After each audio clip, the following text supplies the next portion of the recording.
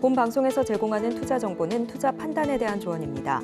방송에서 제공하는 주식의 가치, 가격 상승 및 하락에 대해서는 방송사에서 보장하지 않습니다.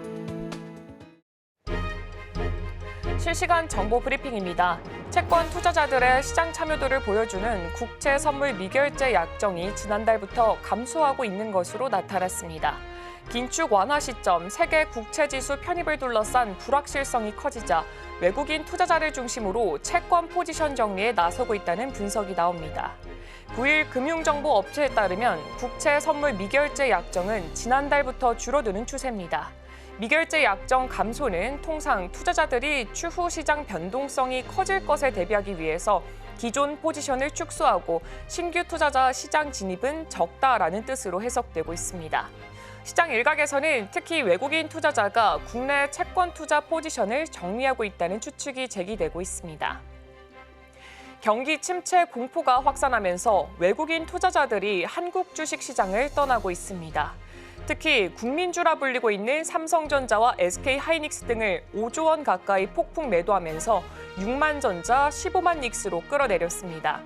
외국인의 이탈은 경기 침체 리스크와 인공지능에 대한 거품론이 작용했습니다. 원달러 환율 급락이 겹치면서 환손실을 피하기 위한 외국인 매도도 몰렸습니다. 남은 관건은 경제 상황입니다. 미국과 중국의 경제 지표 발표가 예정돼 있습니다. 일본 중앙은행의 긴축과 미국의 미 연준의 9월 금리 인하도 변수입니다. 미국 금리 인하 폭에 따라서 외국인들의 향방도 달라질 전망입니다. ETF 시장이 160조 원 규모로 커졌지만 내실은 여전히 부족하다는 평가가 나옵니다. 증시 변동성이 심화하고 ETF 인기가 높아지면서 상품수는 늘어나는데 사실상 거래가 전무한 좀비 ETF의 수가 10개 중 3개에 이르면서입니다. 지난달 기준 ETF의 일평균 거래 대금은 4조 9,527억 원으로 지난해보다 54.4% 증가했습니다. 과거와 달리 개인 투자자들도 수익률을 높이기 위해서 퇴직연금을 위해 ETF 두세 개를 투자하고 있는 시대가 됐다는 얘기입니다. 그러나 ETF 시장 내실에 대한 우려는 사그라지지 않고 있습니다. 좀비 ETF의 기준인 1,000주도 미치지 않은 상품은 전체 상장된 상품 중에 29.59%에 달합니다. 시장 규모는 157조 원을 돌파했지만 내실에 대한 우려가 나오고 있는 이유입니다. 국내 증시가 지난 8월 5일 폭락장에 휘청이면서 국내 증시에서 신용잔고가 2조 원 넘게 감소한 것으로 확인됐습니다. 빚내서 투자하는 B2가 대량 청산되면서 직격탄을 맞은 가운데 여전히 국내 증시에서는 테마주 B2 움직임이 포착되면서 우려가 제기되고 있습니다. 반대 매매 규모도 근래 보기 힘든 수준으로 치솟았습니다. 폭락장 바로 다음 거래일인 지난 8월 6일 미수금 반대 매매 금액은 433억 원으로 지난해 11월 영풍재지 사태 이후 최고치를 기록했습니다. 문제는 폭락장 이후에도 B2 움직임이 여전히 포착됐다는 점입니다. 주가 하락 때 수익을 내는 인버스 금융상품에 B2 자금이 늘어난 것으로 나타났습니다.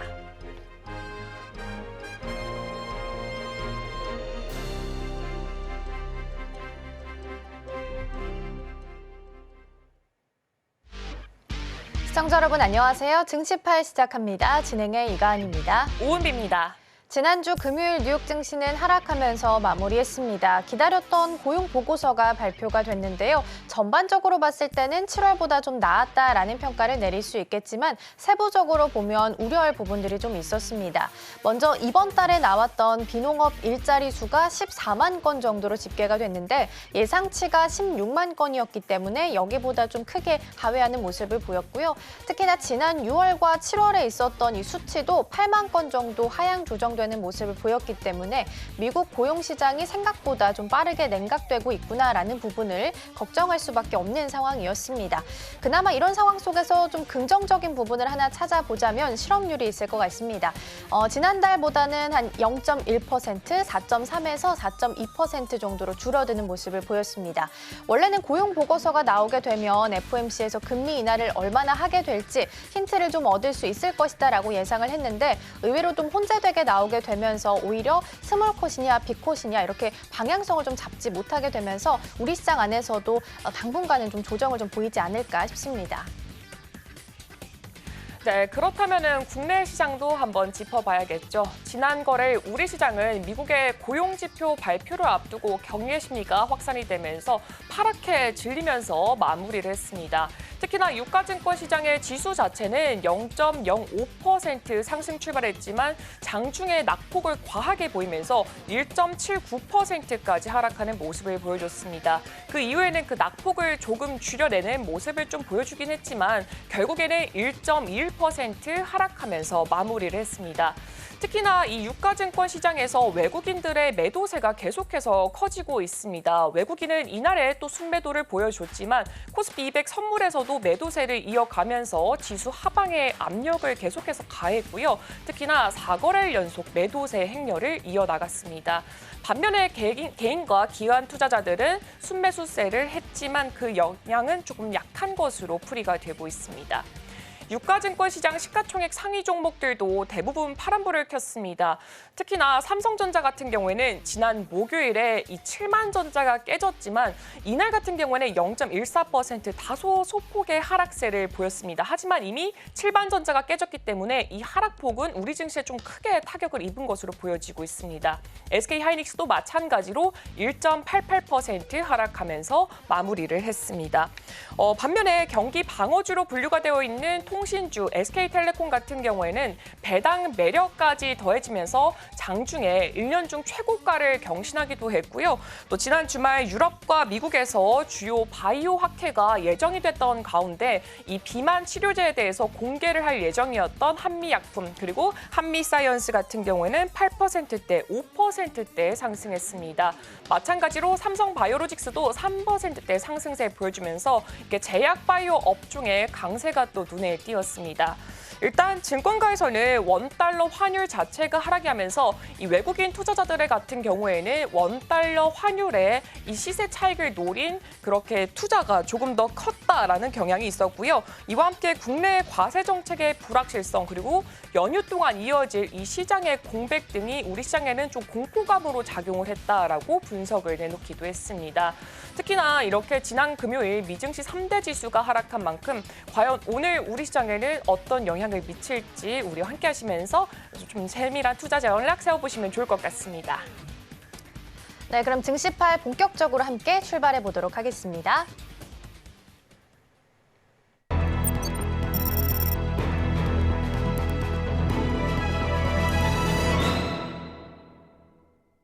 네, 오늘의 포커스 온으로 이어가 보도록 하겠습니다. 오늘 도움 말씀에는 서울경제TV 포커스온 김선윤 전문가 화상으로 연결되어 있습니다. 전문가님 안녕하세요. 네, 안녕하세요. 네, 먼저 전문가님 종목 AS부터 한번 해보면 좋을 것 같습니다. 일단 첫 번째로 갤럭시아 머니트리부터 살펴보면 좋을 것 같은데요. 일단 갤럭시아 머니트리 2차 목표가를 달성을 했습니다. 2차 목표가 기준으로 했을 때 32.28%나 상승을 한 만큼 굉장히 요즘 시장에서 보기 드문 상승세로 보여지고 있는데 과연 앞으로 또 추가 진입이 가능할지 향후 전망 AS 부탁드리겠습니다. 네, 시장이 좀 많이 힘들어요. 그 외에 다른 종목들도 항상 말씀드리지만 시장이 많이 어렵기 때문에 손절가 꼭 유의하셔야 되고요. 제가 이제 낮 12시 정템 방송에서도 이런저런 얘기 많이 드리고 있으니까 많은 시청 부탁드리고 갤럭시 머니터리는 2차 목표가가 1만 원이었습니다. 딱 10,000원이었고요. 근데 이제 좀 빠졌어요. 다시 빠지고 있는 모습인데 이게 다시 조금 오늘 이슈화가 되긴 하겠지만 트럼프 진영에 대해서 좀 앞선다는 얘기가 좀 나오는 것 같습니다. 그래서 다시 트럼프 관련주들의 이슈를 좀 보자면 가상화폐주들의 좀 상승 흐름도 예측해 볼 수가 있을 것 같고요. 물론 이제 STO 이슈도 있긴 했었지만서도 이 가상화폐 이슈가 한 번 더 올 수도 있기 때문에 단기적인 급등 포인트가 있을 수도 있습니다. 그래서 혹시나 저는 이제 바로 전고점에 해당하는 7월 고점을 보고서 2차로 1만 원 자리를 잡긴 했지만 한 번 더 반등이 나온다면 9,000원대 회복이 나올 수도 있어요, 오늘. 그래서 혹시라도 고점에서 대응하실 분들이 계신다면 오늘 자리가 또 단기적인, 오늘의 내일 자리가 단기적인 좀 전략적인 매도 자리가 아닌가. 그래서 우선 저는 2차까지 달성을 했기 때문에 더 이상 이 종목에 대해서는 AS 해드리지 않을 겁니다. 그래서 새로운 종목으로 또 말씀드려보도록 하겠습니다. 네, 갤럭시와 머니트리 AS 받아봤습니다. 목표가 달성했고요. 오늘과 내일 특히나 좋은 매도 자리가 될 수 있으니까요. 혹시 시세가 난다면 매도 전략도 취해보시는 거 좋을 것 같습니다. 자, 그럼 이어서 지난주 금요일 장 마감한 후에 어떤 종목들이 움직임을 좀 보였는지 시간의 특징주 먼저 확인해 보겠습니다. 네, 시간의 특징주입니다. 하이로닉, 하이트론, PPI, 엠젠솔루션, 드림시큐리티 현재 자리하고 있고요. 주도주가 부재한 상황 속에서 여전히 테마가 강세를 보이고 있습니다. 지난주 금요일 정부가 전기차 화재 관련한 안전대책을 내놨는데요. 관련해서 소수의 종목들은 추가적인 상승을 좀 이어갔고요. 테슬라의 FSD 판매 소식에 자율주행 관련주들은 시간 외에서도 추가적인 상승 이어갔습니다. 자세한 내용은 잠시 후에 함께 짚어보시죠. 네, 시간의 특징주 먼저 확인해 봤습니다. 전문가님, 이 중에서 오늘장 안에서 추가적으로 볼만한 종목 어떤 종목이 있을까요? 네, 몇 개만 좀 보겠습니다. 자, 우선은 하이로닉입니다. 하이로닉이 시간외로 10% 상한가에 딱 안착하는 모습이고요. 동화약품 피인수 기대감으로 인해서 주가가 좀 급등이 좀 나왔습니다. 근데 어쨌든 제약적으로 조금 연계가 좀 되는 그림이 좀 나오다 보니까 주가가 많이 튀는 모습인데, 동화약품 차트를 우선 보시면은 시너지가 날지 여부는 모르겠습니다만 우선은 인수한 회사 입장에서는 약간 부담스러울 수도 있겠죠. 하지만 피인수되는 회사 입장에서는 굉장히 긍정적인 상황으로 갈 수 있어서 저는 하이로닉의 주가가 오늘 상당히 좀 매력적으로 보인다라고 말씀을 드려볼 수 있을 것 같아요. 자, 우선은 시간의 상한가 딱 들어간 상황이라서 오늘 장중에 많게는 9,500원에서 1만 원 정도까지의 슈팅 흐름이 있을 겁니다. 자, 그런데 시장 자체가 상당히 많이 어지럽고요. 그리고 차트를 전체로 펼쳐보자면 하이로닉은 고점에 해당하는 부분이 딱 나와 있습니다. 얼마인가요? 딱 10,000원 돌파 자리. 10,000원 돌파 자리가 이렇게 있습니다. 심리적인 저항선이기도 하고요. 10,000원 돌파가 나온다, 아니면 또 그 근처 가격대가 나온다면은 많은 투자자분들께서 아마 매도를 할 겁니다. 그래서 일시적인 진입은 가능하나 혹시라도 이거를 좀 중기적 관점으로 대응하시는 건 절대 아닙니다. 하루 이틀입니다. 길어야 오늘 내일까지만 보시고 대응을 하셔야 됩니다. 자, 그리고 이제 하이트론 같은 경우도 보시면요. 총 300억 규모 전환사채 발행이 진행됐습니다. 100억씩 각각 3군데서 진행을 했고요. 완전 바닥에서 좀 진행을 했습니다. 주가 차트도 보시면은 거래 다시 재개되고 난 이후에 거의 1년 가까운 시간을 보내고 큰 바닥을 확인했죠. 그리고 이게 작년 3월 바닥까지 체크한 이후에 주가가 되돌림 반등이 나왔는데 3월에 왜 이런 현상이 나타났냐면 감사보고서에 대한 우려감 자체가 있었던 거죠. 거래 재개되고 나서요. 하지만 잘 나오고 나서 주가가 한번 뛰었습니다. 그리고 나서 다시 힘든 시장을 거쳤지만은 좀 오늘 보시니까 300억 규모 발행을 했어요. 그리고 인해서 또 상한가에 들어간 모습인데요. 단기적인 바닥 시그널로 좀 보여집니다. 1차적인 반등 포인트 구간은 1,200원대까지 열려있다는 점 참고하시고 대응하셔야 될 것 같습니다. 자, 그 다음은요, 엠젠솔루션 볼게요. 자, 엠젠솔루션이 전기차 화재 예방 솔루션 출시 이슈 때문에 좀 뜨겁습니다. 주가가 1,400원대에서 1,500원대 정도는 바닥 인식이 좀 되어 있는 그런 상황이거든요. 이 종목이 보면은 전기차 화재? 웬 화재 생각하시겠지만 그 자회사 중에 현대인프라코라고 있습니다. 그 회사에서 AI 소방을 비롯해서요. 만약에 이제 물류 창고나 아니면 리튬 배터리 회사나 재활용 센터나 이런 데서 불이 날 경우에 자동적으로 AI가 화재를 감지하고 천장에서 바로 불난 곳으로 쏴버립니다. 그런 시스템인데 이게 지금 어제 계속 나와 있지만 기사에서 말미에 힌트를 줬어요. 아파트를 비롯해서 여러 지자체부터 해가지고 러브콜이 폭주 중이다. 이런 얘기가 있습니다. 저도 이제 궁금해서 회사에 좀 문의를 해봤더니 이 종목 같은 경우는 거의 상당수의 직원들이 계약받으러 다니기 바쁘다고 합니다. 상담받으러 다니기 바쁘다고 전국으로. AI 소방 관련해서. 그래서 인기를 상당히 좀 끄는 것 같고요. 얼마 전에도 킨텍스에서도 조금 공개한 알파샷 이슈도 있기 때문에 주가가 꽤나 긍정적이지 않을까? 만약에 이제 여유가 있으시다면 충분하게 모아갈 수 있는 그런 전략적인 모습이 나올 것 같습니다. 그래서 시간에 10% 급등했는데요. 꾸준하게 중장기적으로 나쁘지 않은 그런 종목인 것 같습니다. 자, 마지막으로는 드림 시큐리티 볼게요. 자, 드림 시큐리티도요. 바닥에서 되돌림 반등이 좀 나오는 흐름이에요. 딥페이크 분석 관련해서 정부에서 이제 예산 이슈가 나왔습니다. 자, 추세를 보면은 2022년 9월 바닥부터 대충 그냥 이런 긴 추세의 흐름이 나와요. 바닥 인식이 되는 구간인데 깨는 자리가 위험한 구간이었죠. 근데 다시 이게 딥페이크 이슈 자체와 맞물리면서 실적 성장에 대한 기대감이 좀 생겨버렸거든요. 주가가 좀 튀는 모습입니다. 다시 이 갭을 메꿀 수 있느냐는 건데 1차적인 고점 자리에 해당하는 것은 저점 자리겠죠? 한 3,200원대에서 한 3,300원 정도 될 것 같은데요. 여기까지의 과연 상승이 잘 나올지요. 돌파가 나와줘야 됩니다. 그래서 우선 상황상으로 분위기는 나쁘진 않아 보입니다. 오늘 아마 돌파가 나올 가능성이 높고 추가적으로 3,500원대까지 있을 수도 있겠지만 사실 근데 그렇게 오늘 인기 있는 테마는 아닐 거예요. 그래서 오늘 테마에서는 좀 제외될 수가 있는 게 딥페이크니까 이쪽은 조금 조심하시고 혹시라도 치가로 뜰 경우에 따라가지 마시고요. 매도 관점으로만 대응하셔야 되지 않을까 이렇게 좀 말씀을 드려보겠습니다. 네, 이렇게 시간의 특징주 5종목 확인해 봤습니다. 특히나 하이로닉 같은 경우는 시간 외에서 또 상한가가 나왔던 종목인 만큼 조금 더 유심 있게 지켜보면 좋을 것 같고요.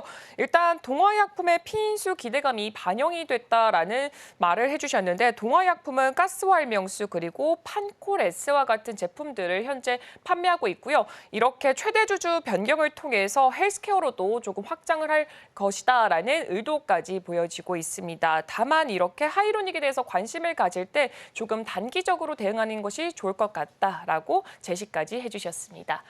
네, 그렇다면 전문가님, 그럼 오늘 이 시장에서 가장 집중 있게 봐야 될 종목들, 주목해 봐야 될 종목들은 또 어떤 게 있을까요?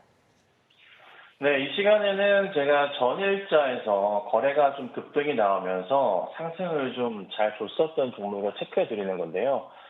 전일자 거래가 갑자기 늘어날 경우에 하루 이틀 정도 추가적인 상승이 나오는 그림도 있습니다. 그래서 가능성 있는 종목들 체크해 드리니까 좀 참고하시면 될 것 같아요. 자, 파라텍부터 볼 건데 파라텍 같은 경우가 지난 금요일 날 상한가에 딱 잠겨 있는 모습이 나왔습니다. 최근에 이제 큰 차트를 보시면 2023년 초부터 해서요. 큰 바닥자리 인식이 됐던 구간이 약 2,000원 아래 부분입니다. 그러니까 1,700원, 1,800원 정도 자리가 항상 바닥 인식이 되면서 되돌림 반등이 나왔었던 그런 이제 종목이에요. 그리고 최근에 거래량이 좀 늘기 시작하면서 조금 탄력적인 모습이 좀 나오는 모습이거든요. 그래서 이게 정부에서 전기차 화재 안전대책 발표 이후에 또 이런 모습을 보이고 있고요. 쉽게 사그라들 이슈는 좀 아닌 것 같습니다. 그래서 우선 튀어 올랐다. 그리고 시간에는 흐름은 그냥 그렇긴 하지만 아직 올라갈 여유가 좀 많다는 점 참고하시면 될 것 같고요. 만약에 올려칠 경우에는 바로 전고점이죠. 바로 전고점 자리가 한 2,500원대 정도가 될 것 같은데 여기 자리도 가볍게 넘어갈 수 있을 겁니다. 다만 이제 주의하셔야 될 점은 5월과 6월에 나왔었던 자리입니다. 이 자리가 이제 2,400원대 자리인데요. 여기 자리를 과연 얼마나 스무스 있게 넘어가면서 갈 수 있을까. 그래서 1차적으로 보셔야 될 것은 오늘의 그 종가 기준으로 했을 때 오후장 기준으로 하자면 2,500원대 이상의 흐름은 나와줘야 됩니다. 그러면서 자연스럽게 레벨업하면서 3,000원까지 갈 수 있거든요. 그래서 우선 이 종목은 오늘 종가 기준으로 체크한 다음에 상황을 보고 대응해보자. 이렇게 좀 말씀드리고요. 자, 그 다음 보면은 이제 퓨런티어입니다. 자, 퓨런티어 같은 경우는 이제 지난 금요일 테슬라가 중국과 유럽에서 FSD 판매 소식 이슈가 있었습니다. 자율주행에 따른 영향 따라 주가가 좀 반등이 나왔었고요. 주가가 잘 갔었어요. 분봉상 보시자면 상한가에 좀 잠겼어요. 바로 초반에 잠겼다가 오후장에 좀 풀리는 모습이었다가 막판에 잠기다가 또 깨지는 모습이었거든요. 그래서 이 종목은 거래량이 터지긴 했지만 조금은 위험합니다. 그러니까 1차적으로 봤을 때는 전 저점 자리 라인이 2만 원대 이상을 형성하면서 저항 자리가 많이 없어요. 하지만 이게 금요일 날 상한가에 풀렸다가 잠겼다가 반복하는 모습에서 마지막에 큰 폭으로 풀렸던 모습이 나왔기 때문에 이게 장 초반부터 해서 밀릴 가능성도 꽤나 크다 이렇게 보셔야 됩니다. 그래서 혹시라도 퓨런티어를 따라가셨던 분들이 계신다면은 조금 조심하셔야 되지 않을까 싶으니까 이 점 참고하시고 꼭 대응하셔야 될 것 같습니다. 자, 그 다음 보면은 PPI인데요. PPI 같은 경우에도 양자 관련해서 이슈가 좀 되면서 주가가 좀 튀는 모습이고요. 목요일날 급등 나고 나서 금요일날도 거래량에서 붙는 모습입니다. 분봉을 꼭 체크해야 될 것 같은데요. 딱 살펴보시자면 장 초반에 이제 금요일입니다. 급등 딱 뚫고 나서요. 계속 밀렸다가 막판에 다시 대규모의 거래량이 나옵니다. 보시면 2시 반부터 정도에서요. 압도적인 거래량이 보여주면서요. 좀 누군가 매집하나 싶기도 하지만 차트를 좀 크게 펼쳐놓고 뜯어보자면 올려 세우면서 또 정리하는 모습들, 다시 매수가 땡겨지다가 다시 정리하는 모습들이 나와요. 굉장히 조금 복잡한 흐름인데 접근하기가 쉽지 않을 것 같습니다. 이게 차트 크게 펼치면요. 보시면 3,000원대 라인으로 제가 라인을 하나 그어보자면 매물벽 자체가 이 라인 때 굉장히 좀 두껍습니다. 작년, 재작년부터 해서 3,000원 위에 꼭지점들이 굉장히 좀 많고요. 지금도 마찬가지 흐름이거든요.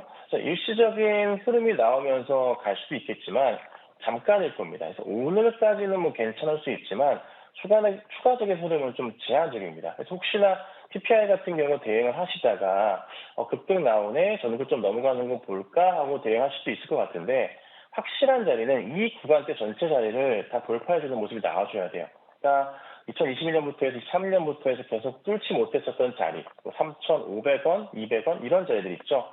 강하게 돌파하고 종가 안착이 나와야 됩니다. 이번에 안착이 나온다면은 위로 갈 수 있을 거예요. 그래서 아마 저는 개인적으로 4,000원 돌파하는 그림이 나와준다면 이 종목은 위로 크게 열려 있습니다. 그래서 4,000원 돌파가 나오는 거 보고 대응을 하셔야 된다. 그 전까지는 급하게 들어가셨다가는 후회할 수 있으니 좀 조심하시고, 그리고 제가 최근에 계속 말씀드리는 그 시장이 좀 불안하다는 점이죠. 그래서 추석 끝나고 나서도 조심하셔야 됩니다. 오늘 시장 안 좋을 거니까요. 단기 트레이딩 전략이 맞긴 하지만 짧게 보시고 대응하시면 되겠습니다. 네, 이렇게 오늘 시장에서 주목해봐야 될 종목 3개 확인해봤습니다.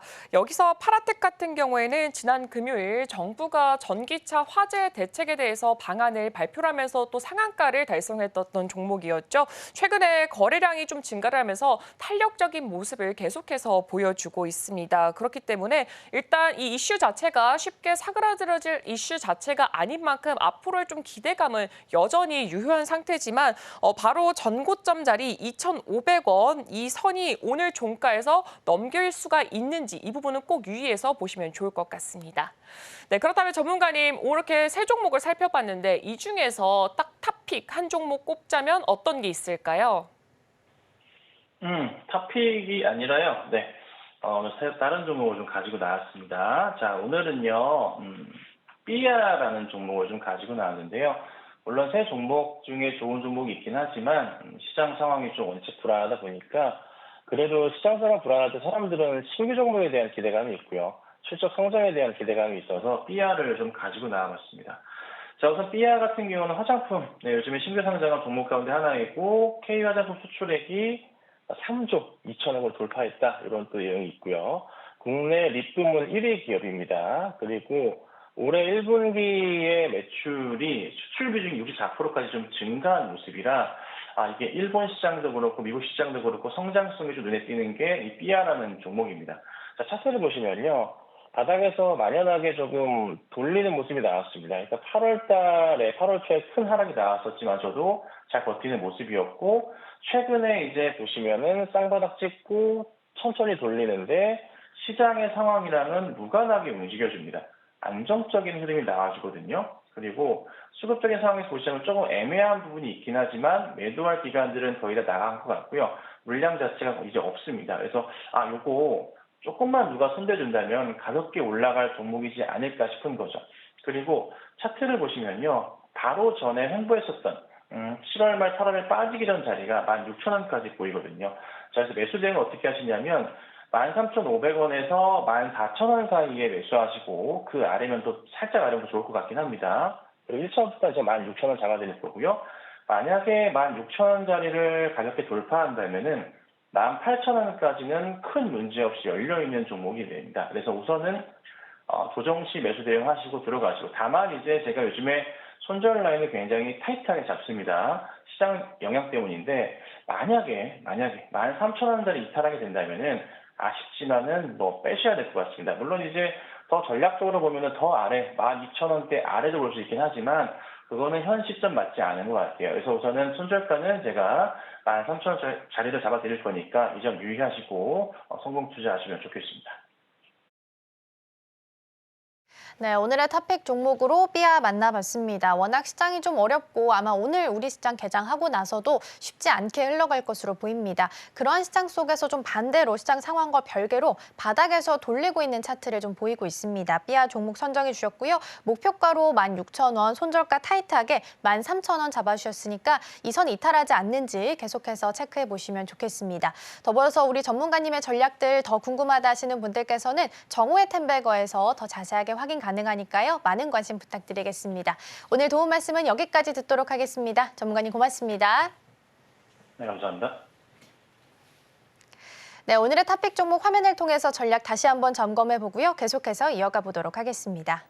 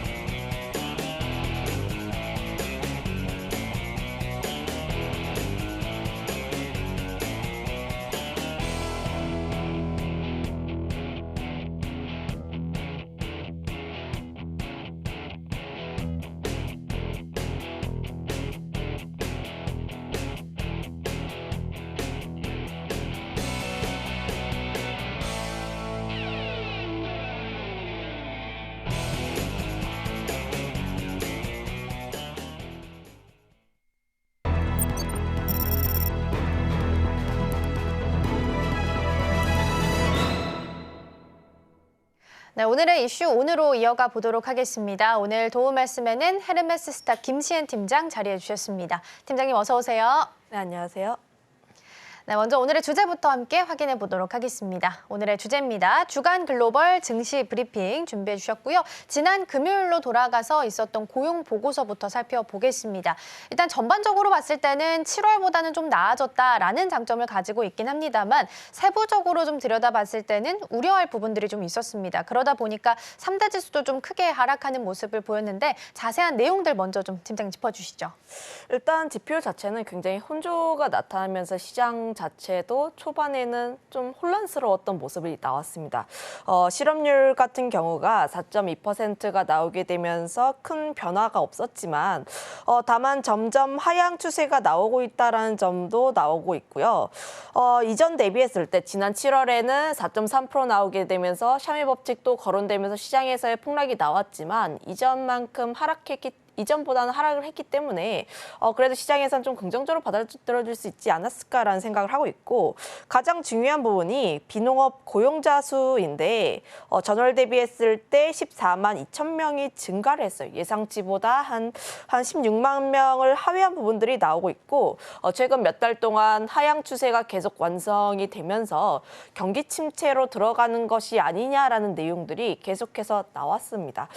시장에서 이렇게 혼조세를 보였던 이유는 아무래도 세부 쪽에 조금 더 집중해 볼 필요가 있는데 지금 실업자를 보면은 장기와 단기로 또 나눠서 볼 필요가 있어요. 장기 같은 경우가 현재 27주 이상 실업 상태인 사람을 말하는 건데 150만 명이고 거의 변화가 없는 수치이다 보니까 현재 문제 같은 경우는 단기에서 만들어지고 있다라고 해석을 해보시면 좋을 것 같아요.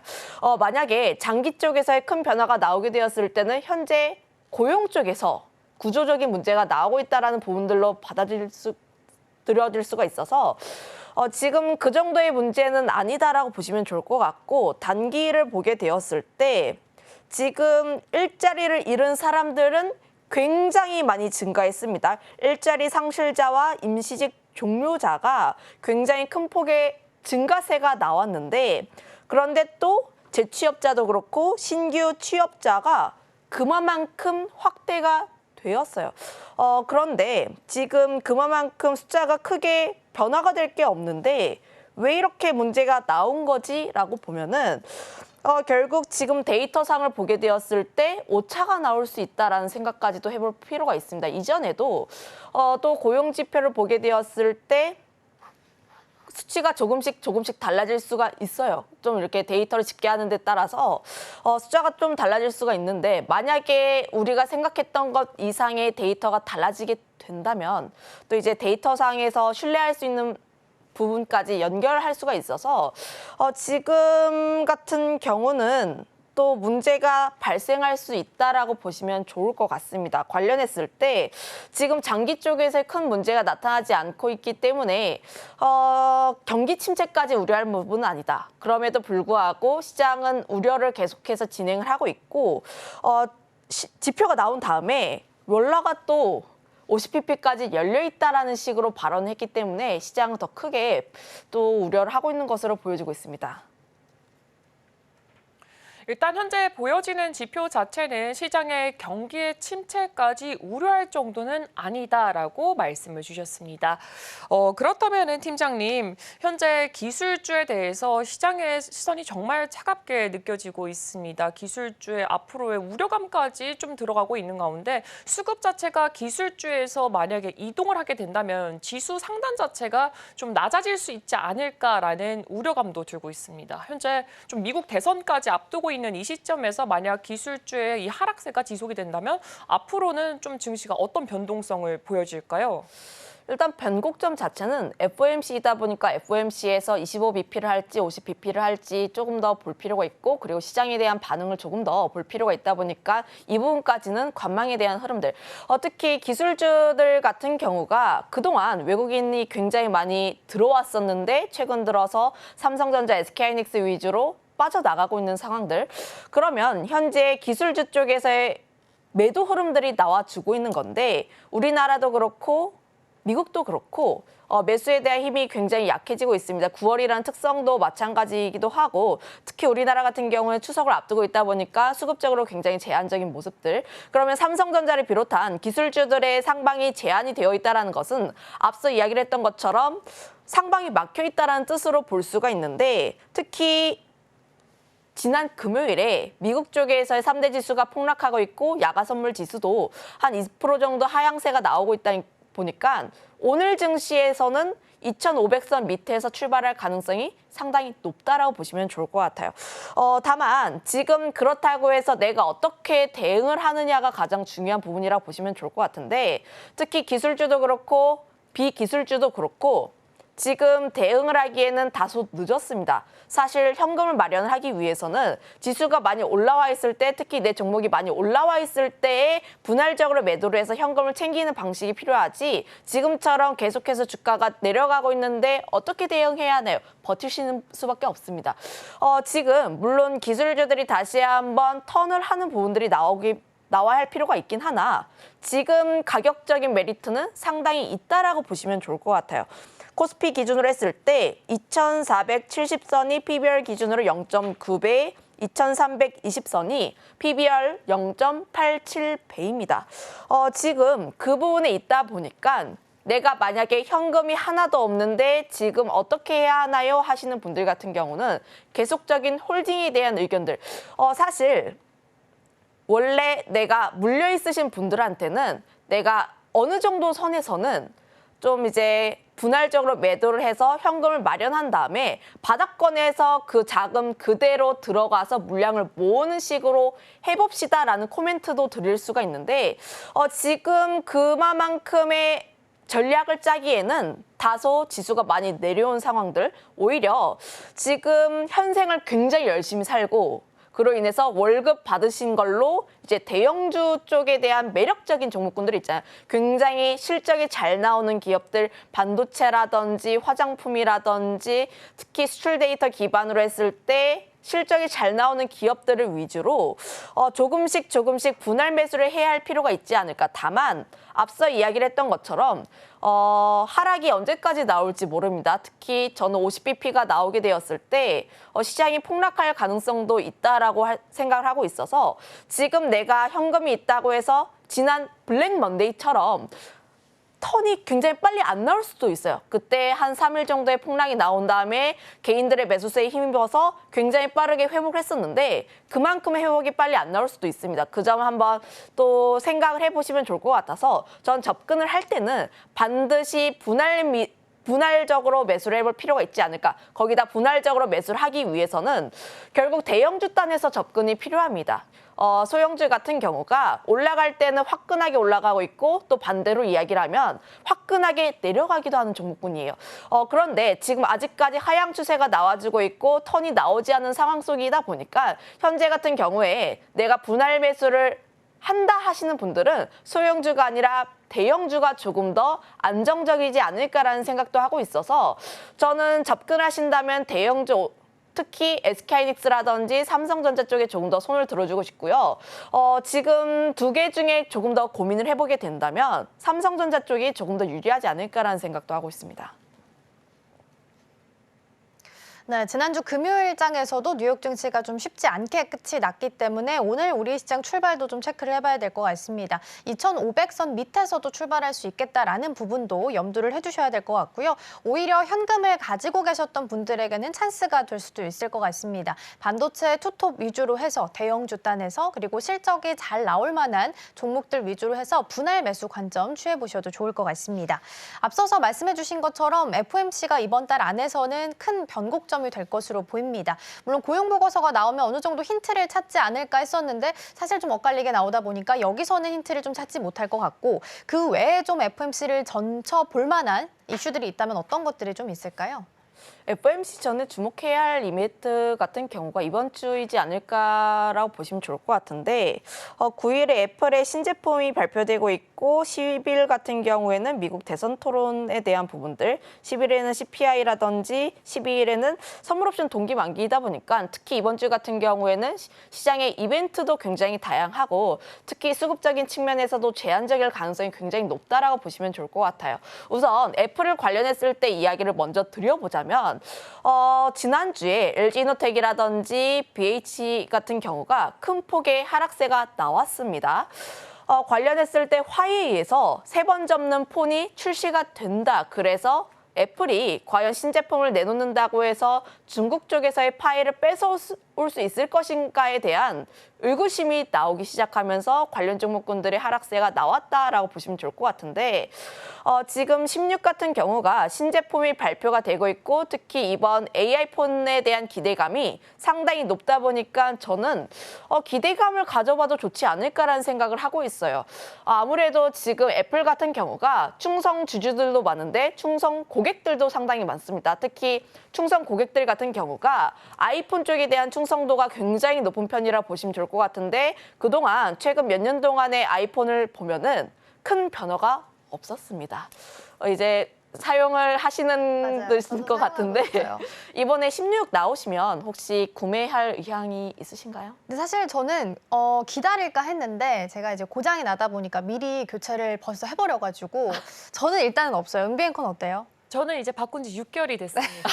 둘 다 아직까지는 교체 수는 없네요. 근데 제 주변을 봤을 때는 꽤나 높은 것 같아요. AI가 포함되다 보니까 좀 인기가 있을 것 같더라고요. 근데 저의 생각도 비슷한 게 일단 휴대폰이라는 게 굉장히 비싼 아이템이에요. 한 100만 원 정도 줘야 하는데 기왕 살 거면 AI가 적용된 핸드폰이 조금 더 낫지 않을까? 특히 저는 삼성을 쓰고 있는데 AI를 활용하게 되었을 때 뭐 사진이라든지 혹은 뭐 번역이라든지 카카오톡 같은 것도 보면은 내가 한글로 치면 그 아래 바로 영어로 나오게 설정할 수 있는 그런 방식이 있어가지고 굉장히 AI가 접목이 되었을 때 활용할 수 있는 방안이 굉장히 다양하다라고 보시면 좋을 것 같아요. 그래서 저는 16이 나오게 되었을 때 쓰고 싶은 사람의 수가 상당히 많다라고 생각을 하고 있고 지난번 갤럭시 S24 같은 경우도 보면은 전작 대비했을 때 판매량이 30%가 늘었습니다. 그만큼 전 세계에서 AI폰에 대한 기대감이 상당히 많다라고 생각을 하고 있고 특히 중국 쪽에 대한 우려가 좀 있긴 하나 다만 애플 같은 경우가 현재 중국 쪽에 대한 비중이 점점 줄어들고 있었다라는 점들 그리고 주가에는 이미 이런 우려들이 녹아들었었다라는 점을 감안을 했을 때 저는 상당히 기대해볼 만하다라고 생각을 하고 있고 만약에 16위 발표가 되고 나서 사전 예약자 수가 얼마만큼 모였다라고 뉴스가 많이 도배될 가능성이 높아요. 그러면 다시 한번 애플을 비롯한 IT 관련 종목군들의 강세 흐름들이 나타날 수가 있기 때문에 지금 IT 관련주에 대해서는 가장 중요한 이벤트가 되지 않을까라는 생각을 하고 있고요. 그다음에 10일에 미국 대선 TV 토론이 예정이 되어 있는데 이것 또한 가장 중요한 부분이라고 보시면 좋을 것 같아요. 대선 토론에서 해리스가 이길 것이냐 혹은 트럼프가 이길 것이냐에 대한 지지율이 또 차이가 나고 있는데 우리가 제조업 PMI 지수를 봤을 때 신규 주문 수가 적습니다.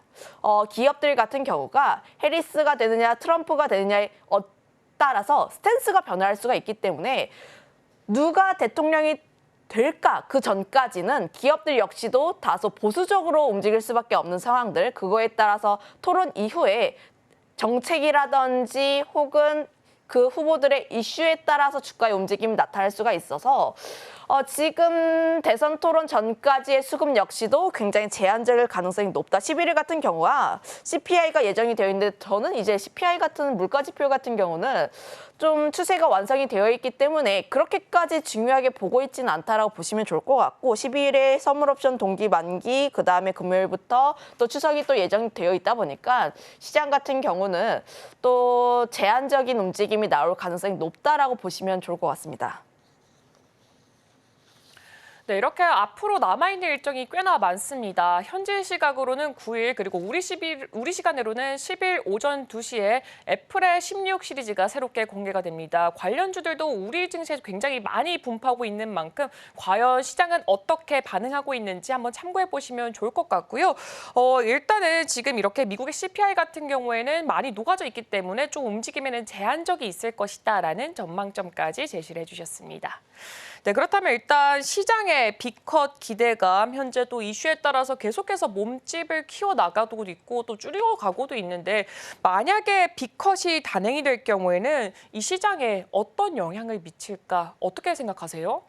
일단 지금 전문가들 사이에서도 25bp가 좋다 혹은 50bp가 좋다 이 두 가지로 나뉘는 것 같아요. 저도 이렇게 다른 분들과 굉장히 이야기를 많이 해보면은 매도 먼저 맞는 게 낫다라면서 50bp 하는 게 조금 더 좋다라는 의견이 있으신 분과 25bp를 점진적으로 하는 게 조금 더 좋다라는 분들이 굉장히 많이 나뉘고 있는데 저는 25bp 인하하는 게 조금 더 낫다라고 생각을 하고 있고 관련했을 때 50bp에 대한 부분들로 나아가게 된다면 경기 침체에 대한 부분들 거기다가 더해서 엔캐리 트레이드에 대한 수급 이탈로 인해서 증시는 굉장히 거래 대금이 쪼그라들 가능성까지 높다라고 보시면 좋을 것 같아요. 이번 9월 FOMC에서도 25bp가 70% 그리고 50bp가 30%이고 25bp에 대한 가능성이 조금 더 높은 편이라고 보시면 좋을 것 같지만 다만 중요한 것은 11월 그리고 12월에 대한 금리 인하 여부라 보시면 좋을 것 같아요. 11월 같은 경우가 50bp가 조금 더 높은 상황들, 12월에도 금리 인하를 해야 한다라는 이야기가 계속적으로 나와주고 있는 상황 속이라서 현재 금리 인하에 대한 스탠스 자체가 굉장히 우리 생각보다 빠르게 나타나고 있다라고 보시면 좋을 것 같습니다. 다만 제가 앞서 이야기를 했던 것처럼 우리의 생각보다 금리 인하에 대한 속도 자체가 빠르게 나타난다면 엔캐리 트레이드에 대한 우려가 다시 한번 또 부각될 가능성이 높다라고 보시면 좋을 것 같아요. 고용지표가 발표하고 난 다음에 엔달러 환율이 142원이었습니다. 지난 블랙 먼데이 때 환율 자체가 140엔이었다 보니까 만약에 엔캐리 트레이드가 발생하게 되었을 때라는 가정도 한번 해볼 필요가 있고요. 거기다가 더해서 일본이 금리 인하 더 이상 안 한다가 아니잖아요.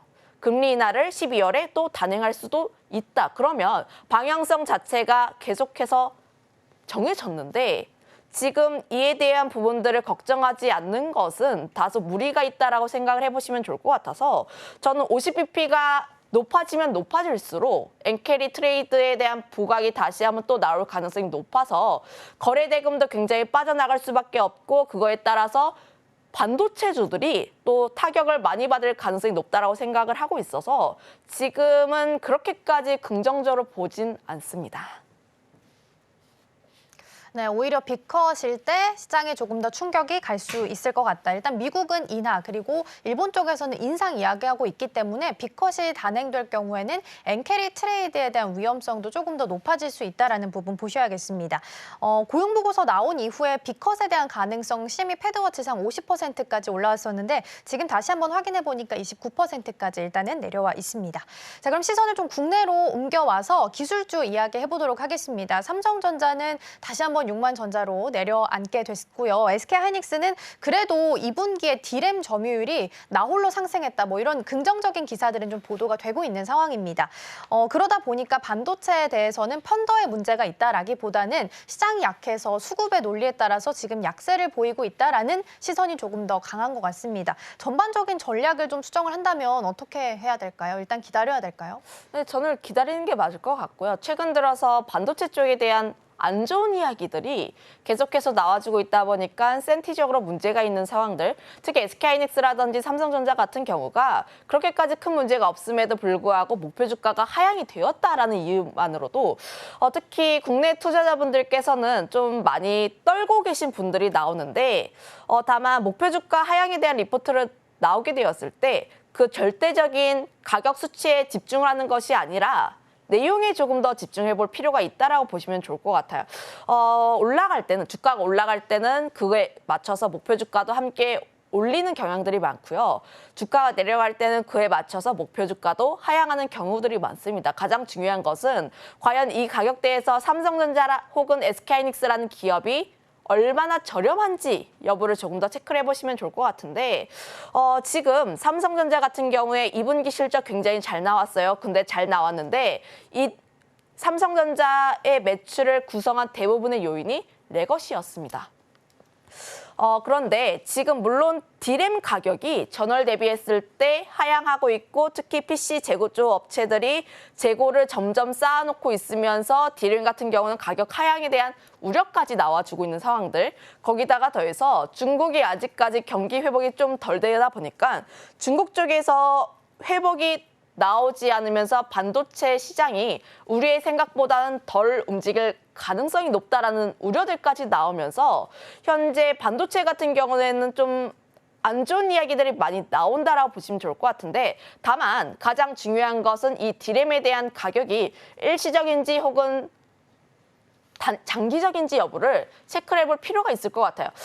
지금 D램 가격이 하락하긴 했지만 그럼에도 불구하고 아직까지 일시적인 요소로 볼 수밖에 없는 게 재고에 대한 부분들 걱정할 필요가 있긴 하나 다만 아직 한 번밖에 안 낮아졌습니다. 다음 달 그리고 2달 뒤에도 낮아지는지 여부를 조금 더 체크를 해볼 필요가 있지 않을까라는 생각을 하고 있고요.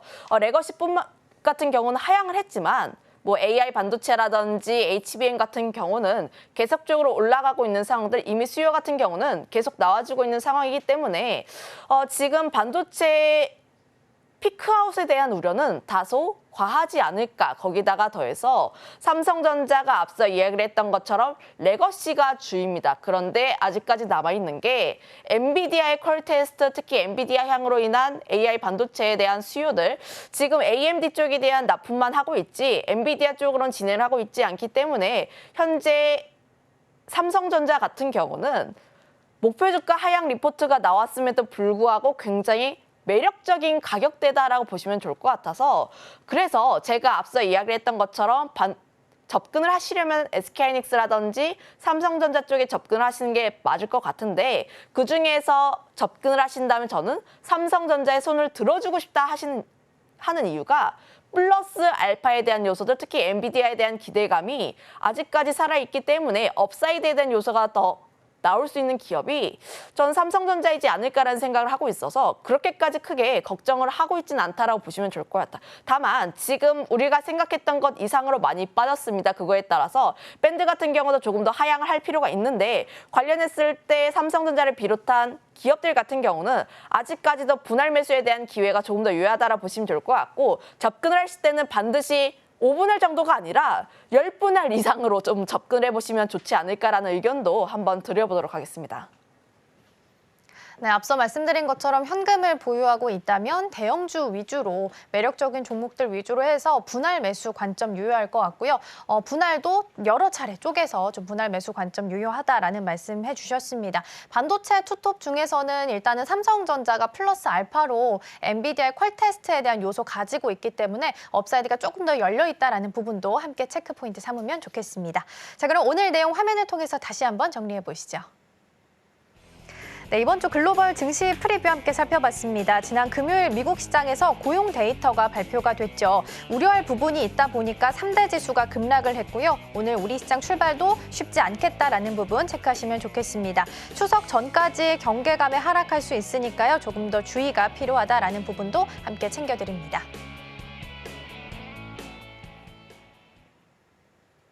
네, 김시은 팀장과는 여기서 인사하도록 하겠습니다. 지금까지 오늘 주목해봐야 될 종목부터 이슈까지 살펴봤고요. 저는 잠시 후 9시 개장 방송으로 돌아오도록 하겠습니다.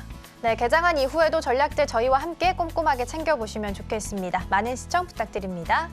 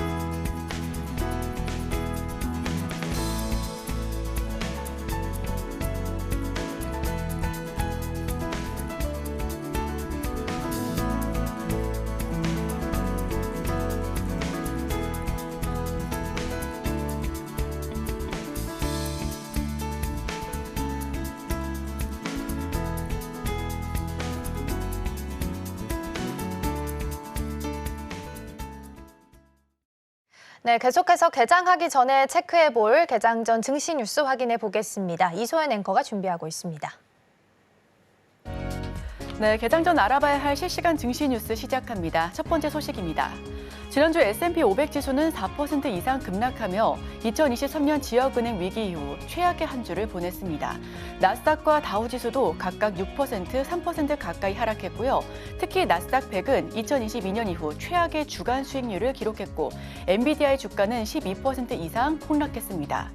8월 고용 보고서가 예상보다 부진하게 나오면서 투자자들의 기대감을 되살리지 못한 것이 주요 원인으로 분석되고 있습니다. 이번 주에는 8월 CPI 발표가 예정되어 있어 인플레이션 향방에 대한 관심이 집중될 전망이고요. 또한 9월 소비자 심리에 대한 첫 번째 판독도 발표될 예정입니다. 개별 종목과 관련해선 애플의 연례 아이폰 이벤트가 우리 시간으로 9월 10일에 시작되는데요. 이번 이벤트에서는 애플의 인공지능 플랫폼인 애플 인텔리전스 AI에 대한 자세한 내용이 공개될 것으로 예상됩니다. 또한 오라클과 어도비, 크로거 등의 대형주 실적 발표도 예정되어 있습니다. 지난주 화요일 엔비디아 주가가 10% 가까이 급락하는 등 지난주에만 엔비디아는 12% 급락했습니다. 이에 따라 월가 일각에서는 저가 매수의 기회라는 지적도 나오고 있는데요. 실적에 대한 부담감과 더불어서 미국 법무부가 반독점 조사를 위해 엔비디아의 소환장을 발부했다는 소식으로 지난 한 주간 엔비디아의 주가는 12% 급락했습니다. 다만 젠슨왕 CEO는 차세대 AI 전용 칩인 블랙웰에 대한 수요가 공급을 훨씬 초과한다며 인공지능 경쟁이 치열해지며 엔비디아 칩에 대한 수요도 크게 급증하고 있다고 덧붙이고 있습니다. 월가 애널리스트들은 최근 엔비디아 주가의 급락은 과한 측면이 있다며 저가 매수의 기회라고 주장하고 있고요. 증권사 웨드부시의 분석팀은 엔비디아의 AI 전용 칩은 새로운 석유라고 할 수 있다며 엔비디아의 성장 잠재력은 무궁무진하다고 저가 매수를 권고한 바 있습니다. 한편 최근 급락에도 엔비디아는 올해 들어 주가가 여전히 118% 상승한 상태입니다. 미국의 고용보고서가 엇갈리게 나오면서 연준이 0.25%포인트의 금리 인하를 할 확률이 커지자 지난 주말 52,000달러 선까지 떨어졌던 비트코인이 54,000달러를 회복했습니다. 9일 오전 6시 20분 기준 코인 마켓캡에서 비트코인은 24시간 전보다 0.89% 상승한 54,541달러를 기록하고 있습니다. 비트코인이 상승하자 시총 2위 이더리움이 0.77%, 시총 5위 솔라나가 1.79% 상승하는 등 대부분의 가상화폐가 상승하고 있습니다.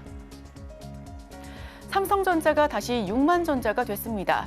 외국인과 기관의 줄매도에 투자 심리가 극도로 악화됐는데요. 증권가에선 벌써 목표 주가 하향 보고서도 나왔습니다.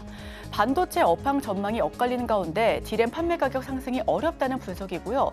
불과 2달 전까지 목표 주가를 상향했던 것과 대조되는 분위기입니다. 먼저 인공지능 과잉 투자로 인해 서버 수요가 구조적으로 둔화할 것이란 전망이 나오고 있죠. 이와 함께 디램 재고 이슈도 주가에 영향을 주는 요인으로 꼽힙니다. 이에 DB금융투자는 삼성전자 투자 의견을 매수로 유지하되 목표 주가를 10만 원으로 하향 조정했습니다. 삼성전자의 3분기 매출액과 영업이익이 시장 예상치보다 각각 6%, 19% 하회할 것이라고 분석했기 때문입니다. 다만 일각에서는 반도체 업황에 대한 우려를 단기적인 이슈라고 평가하기도 합니다. AI 과잉 투자에 따른 서버 수요 둔화의 명확한 근거가 확인되지 않고 있어서인데요. 한화투자증권은 수요 둔화의 근거로 제기되는 3분기 출하 비트 정체는 가격 상승을 수용시키기 위한 단기 판매 계획의 미세 조정으로 해석하는 것이 타당하다며 오히려 서버 고객들의 HBM 및 고용량 DDR5 수요 모두는 여전히 강하게 유지되는 상태라고 파악하고 있습니다. K뷰티 열풍에 힘입어 상반기 주도주로 자리매김했던 화장품 관련 종목들이 약세를 이어가고 있습니다. 대표 주자인 아모레퍼시픽과 LG생활건강은 약 3개월 만에 30% 급락을 기록했고요. 다만 증권가에서는 화장품주 주가 조정으로 매력적인 밸류에이션 구간에 접어들었다며 주가 반등 여지가 남아있다고 보고 있습니다. 상반기 화장품주는 일제히 급등했습니다. 국내 화장품주의 미국 중심의 수출이 증가하면서 업황 개선에 대한 기대가 커진 영향이었고요. 아모레퍼시픽과 LG생활건강은 주가가 피크를 찍었던 5월 중하순을 기점으로 2달 만에 약 30에서 40% 대폭 상승하기도 했습니다. 하지만 업종 주도주인 아모레퍼시픽이 어닝 쇼크를 기록하며 화장품 업계에 찬물을 뿌렸는데요. 이에 증권가는 줄줄이 목표 주가를 하향했었습니다. 다만 최근 이들 종목이 바닥을 찍고 반등할 수 있다는 기대도 고개를 들고 있습니다. K뷰티의 비중국 수요 확대도 지속되고 있다는 점이 긍정적인 전망으로 호재거리고요. 하나증권은 국내 브랜드들의 미국 오프라인 진출이 활발하고 주요 리테일러 바이어들 또한 K뷰티존을 구성하려는 모습이 감지돼 수출은 우상향할 흐름이 지속될 것이라며 K뷰티의 글로벌 점유율 확대는 순항 중이고 주가도 매력적이라고 설명하고 있습니다.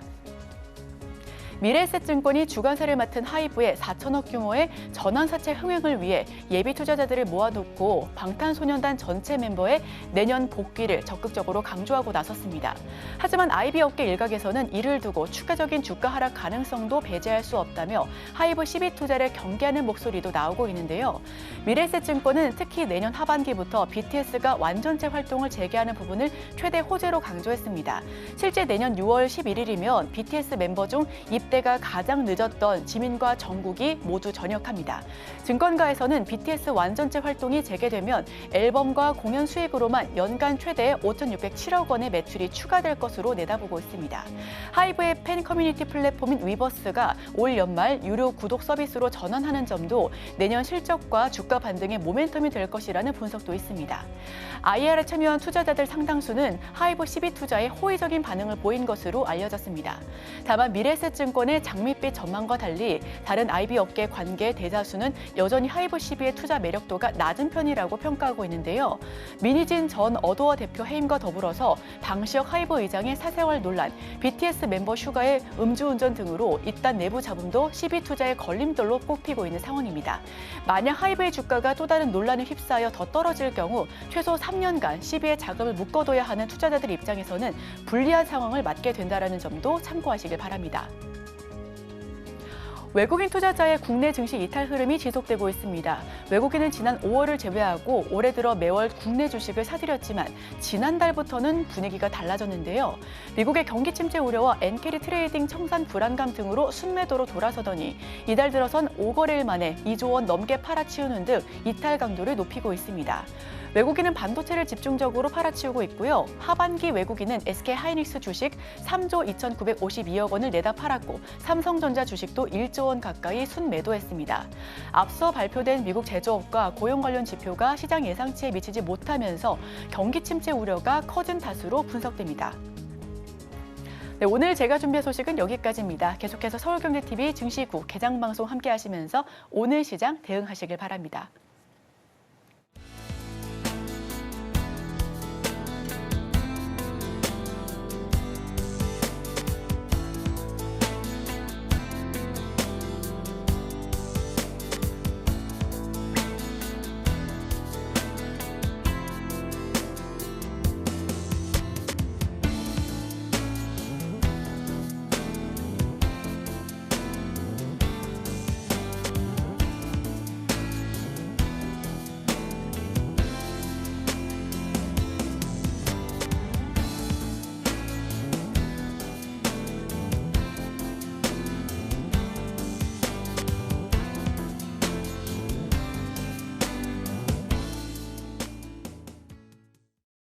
네, 계속해서 오늘 시장 대비해 보도록 하겠습니다. 오늘 도움 말씀에는 이스토리 정태근 이사 자리해 주셨습니다. 이사님 어서 오세요. 네, 반갑습니다.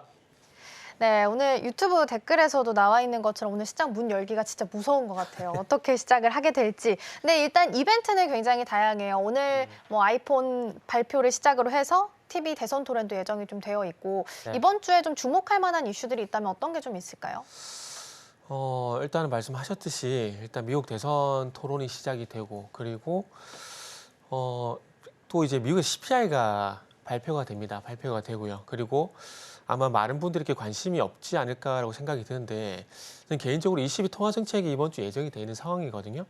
근데 제가 이거 22 통화 정책을 왜 주목을 하고 있냐면 최근에 그 유럽 쪽의 유로존 CPI 지수 같은 경우에 8월 잠정치를 보게 되면 7월달 2.5%에서 2.2% 뚝 떨어진 상황이거든요. 이런 현상이 나왔을 때 과연 20일은 어떤 결정을 할까? 라는 부분을 보게 된다라면은 아마 이런 부분들이 또 이제 연준의 어떤 통화정책 참고가 될 만한 부분들이기 때문에 개인적으로 20위가 어떤 결정을 하는지를 한번 좀 보시는 게 좋지 않을까라고 생각을 하고 있습니다.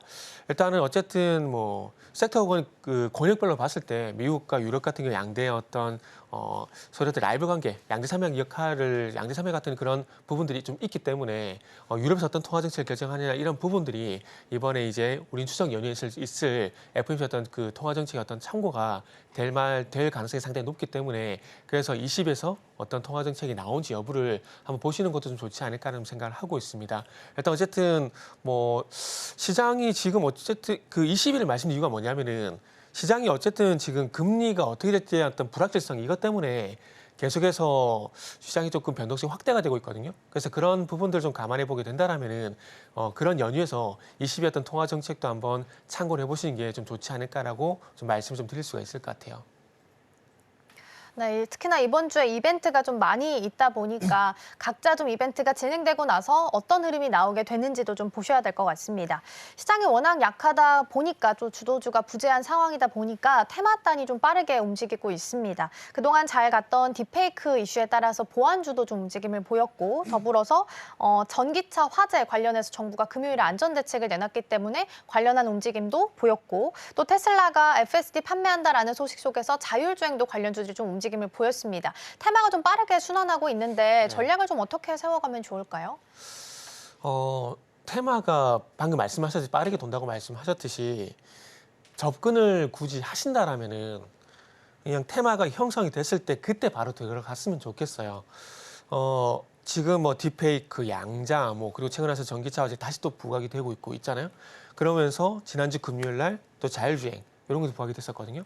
근데 시간 지나고 나서 보게 되면은 테마라는 게 길게 안 가기 때문에 조금만 늦게 들어가게 되면은 꼭지를 잡을 가능성이 상당히 높거든요. 그래서 그런 관점에서 보게 된다면은 어떤 새로운 테마가 부각이 됐을 때 바로 들어가는 게 좋다라고 생각을 하고 있습니다. 물론 다른 전문가뿐만 아니라 저 같은 경우도 테마는 안 했으면 좋겠습니다. 그러나 이 상태 주식을 또 안 하고 있으면은 또 상대적 박탈감 이런 부분이 들게 되는데 이런 것들은 생각하지 마세요. 생각하지 마시고 기본적으로는 접근 안 했으면 좋겠다는 부분들을 깔고 제가 말씀을 드린다 보시면 될 것 같아요. 그렇기 때문에 굳이 접근 안 했으면 좋겠지만은 굳이 접근하게 된다라면은 어떤 테마가 처음 형성이 됐을 때 그때 들어가서 순환매를 좀 노려보시는 게 좋지 않을까 말씀을 좀 드려볼 수가 있을 것 같아요. 왜냐하면은 좀 늦게 들어가게 되면 좀 위험한 부분들이 잘 보세요.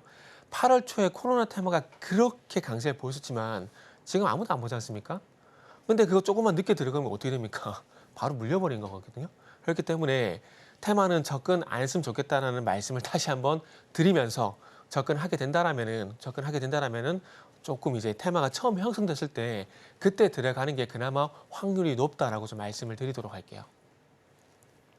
네, 테마는 워낙 빠르게 돌고 있기 때문에 이렇게 빠른 대응이 가능하신 분들 위주로 전략을 좀 세우셔야 될 것 같고요. 만약에 뉴스도 반복해서 나오면 매력도가 좀 떨어지기 때문에 테마가 처음 형성됐을 때 그때 그 자리에 들어가야 된다. 타이밍 놓치면 안 된다라는 부분도 조언으로 좀 주셨습니다. 그나마 또 시장에서 방어해주는 쪽 밸류업이 있지 않을까 싶습니다. 이번에 이제 9월 달에 밸류업 지수 발표 예정되어 있고 연내에는 또 ETF 출시가 예정이 되어 있다 보니까 그나마 좀 밸류업들이 좀 방어를 해주고 있는 것 같긴 한데 진짜 그게 만약에 뚜껑 열었을 때 실제적으로 좀 효과를 발휘할지는 좀 미지수인 것 같아요. 그래서 밸류업 지금 구간에서 접근을 해도 되는지 어떻게 좀 보세요? 그것 좀 시장이 변수가 되지 않을까라고 생각을 하거든요. 물론 최근에 KTG 같은 것들 생각보다 강하긴 해요. 강하긴 한데 결국 우리가 트레이딩 관점에서 이제 들어가도 될 만한 분위기인가 아닌가 그것도 상당히 중요하다고 생각을 하고 있거든요. 최근에 시장이 그렇게 좋지는 않아요. 좋지는 않고 근데 단순히 지수가 빠진다고 해서 제가 안 좋다고 말씀드리는 건 아니고 저는 뭘 보냐면은 그 종목별 등락 현황을 보거든요. 근데 종목별 등락 현황을 보게 되면은 아시겠지만 하락 종목수가 많다라는 건 결국 매도 심리가 우위라는 거거든요. 매도 심리가 우위라는 건 결국 사는 사람보다는 파는 사람이 더 많다라는 거예요. 그러면 많은 사람들이 팔고 판다라고 파는데 제가 혼자 산다고 해서 주가가 올라갈까요? 그건 아니라고 봐요. 그러면 그런 관점에서 보게 된다라면은 아무래도 이런 매도 심리가 우위를 보이는 구간 속에서는 저는 개인적으로 안 들어가는 게 좀 맞다라고 봅니다.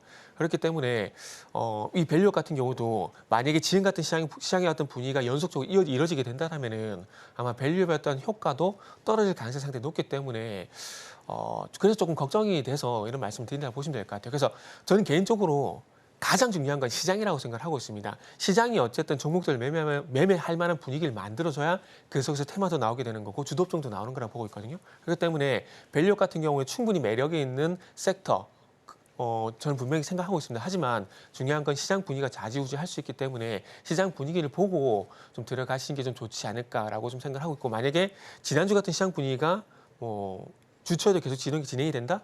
그러면은 조금만 매수 시기를 늦추라고 좀 말씀드리도록 할게요. 네, 우선은 시장의 흐름, 시장의 분위기를 먼저 보고 같이 가셔야 될 것 같습니다. 이번 주 지나고 나면 또 추석 그리고 9월 FOMC는 우리가 쉬고 있는 네. 동안 진행이 될 예정입니다. 그래서 가장 중요한 건 이제 저가인 종목들 사고 넘어갈까요? 아니면 네. 가지고 있는 종목들 좀 팔고 넘어갈까요? 일 것 같아요. 어떻게 좀 보세요? 저는 글쎄요. 사고 싶은 어떤 그 주식도 마찬가지지만 사고 싶었던 제품이 있어요. 근데 그 제품이 조금만 기다리면 더 할인할 것 같아요. 그러면 지금 사는 게 맞을까요? 좀 기다리는 게 맞을까요? 그럼 기다리는 게 맞겠죠? 그죠? 네. 그러니까 지금도 주식도 마찬가지인 것 같아요. 지금 시장 분위기면은 조금 더 싸게 살 수 있는 분위기가 저는 또 만들어질 거라고 보거든요.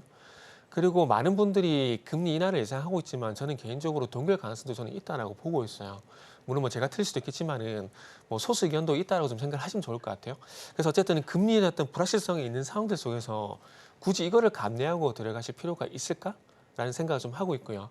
그리고 이 기회비용이라는 부분들, 그러니까 미리 들어가서 이 마이너스가 되는 이런 기회비용을 굳이 가실 필요는 없을 것 같아요. 5% 덜 먹더라도 차라리 시장 분위기가 반전되는 걸 보고 전 들어가는 게 맞다고 봅니다. 지금은 가장 중요한 게 시장의 투자 심리를 생각을 하고 있거든요. 이 투자 심리가 바뀌지 않는다라면은 제가 봤을 때 물론 대외 여러 가지 이런 이슈도 있긴 하지만은 그거에 저는 최우선을 해서 보는 게 시장의 투자 심리를 보고 있거든요. 그래서 이런 부분들이 나아지지 않는 상황들 속에서는 굳이 리스크를 안고 갈 필요가 있을까? 그리고 만약에 금리가 어떤 결정이 날지 모르겠지만은 금리 결정 이후에 목요일 시장이 많이 안 좋다. 그러면 더 싸게 살 수가 있잖아요. 그렇기 때문에 저는 개인적으로 현금을 가지고 계시고 조금만 더 참았으면 좋겠다는 말씀 좀 드리고 싶네요. 네, 가장 중요한 건 투자 심리, 불확실성이 있을 때는 오히려 조금 더 대기하는 모드 필요해 보입니다. 현금 보유 전략 취해 주시면 좋겠다라는 조언 남겨주셨고요. 정리하고 오늘 시장 문 열고 돌아오겠습니다.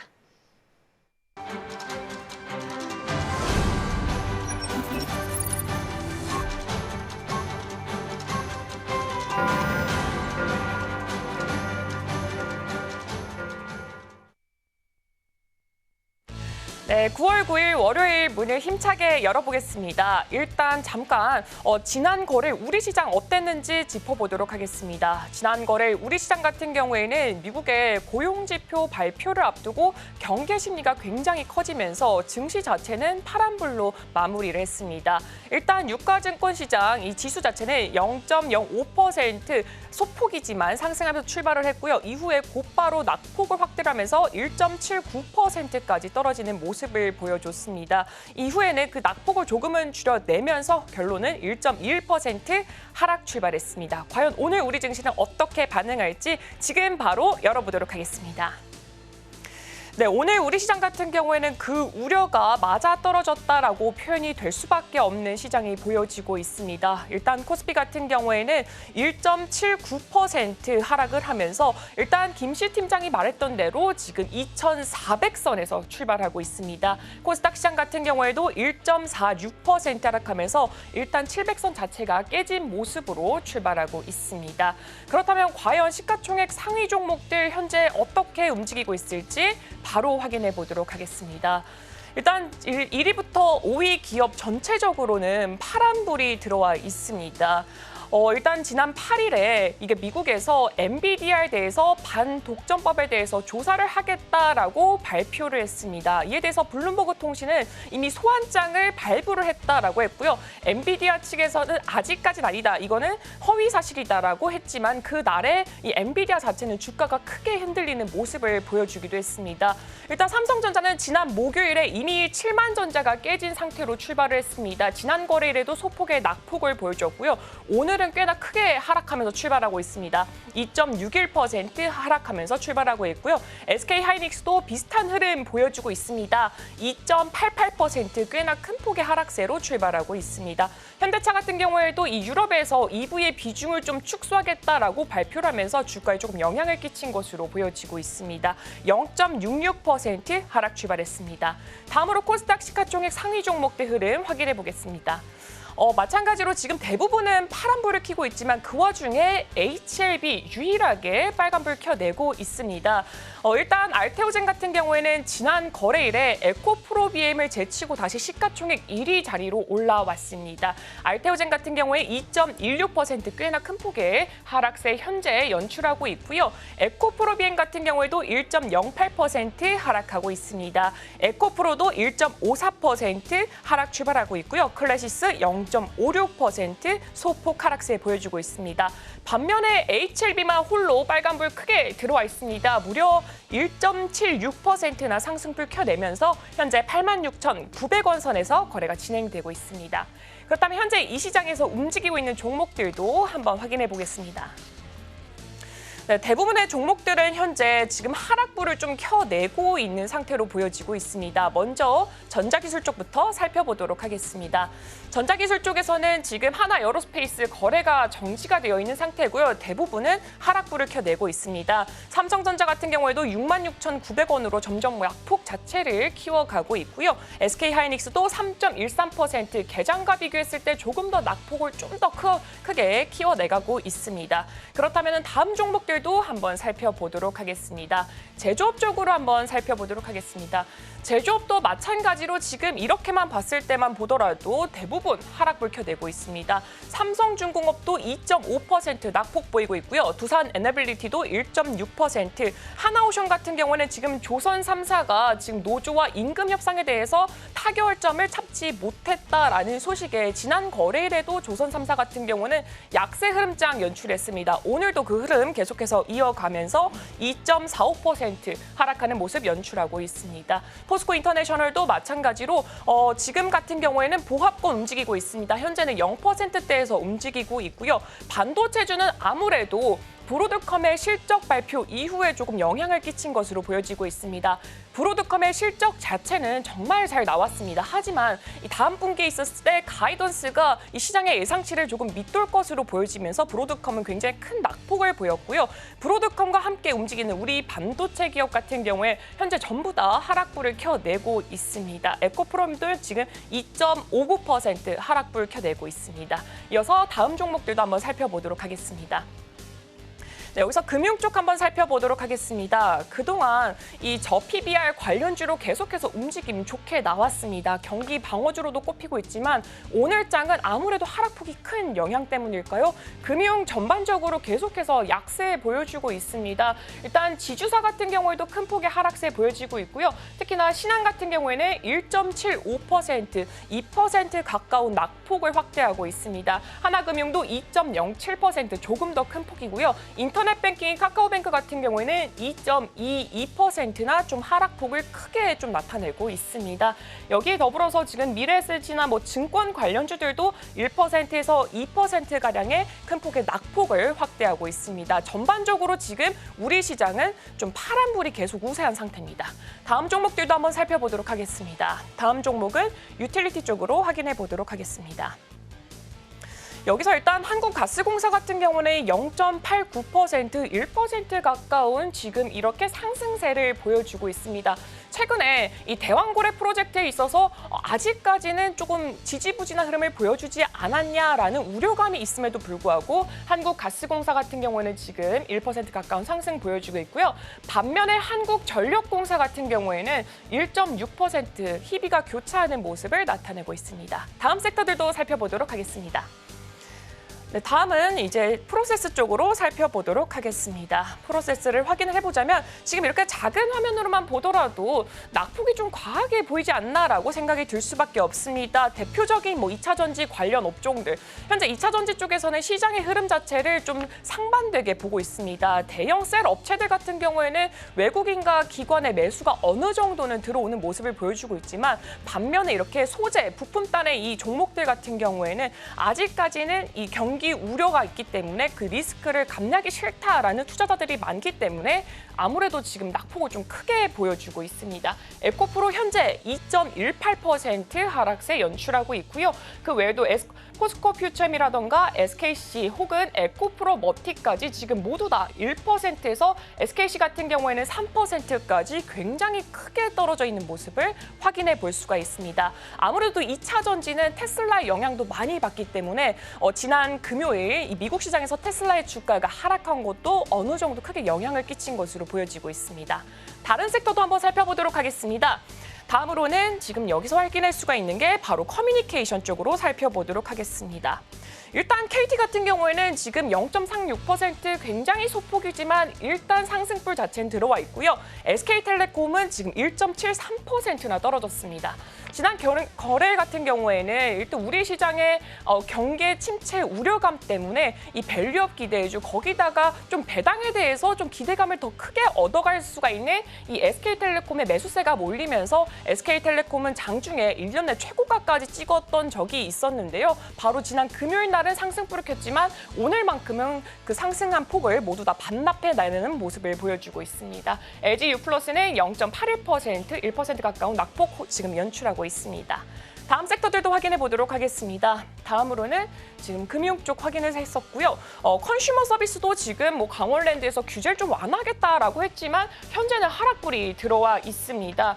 네, 그렇다면 지금 이송 배달과 컨슈머 서비스, 네, 지금 강원랜드 같은 경우는 0.7% 하락을 하면서 지금 이렇게 좀 강원랜드 자체도 이슈가 계속해서 붙지는 않는 모습을 보여주고 있습니다. 앞으로 주가 추이 조금 더 확인해 보시면 좋을 것 같습니다.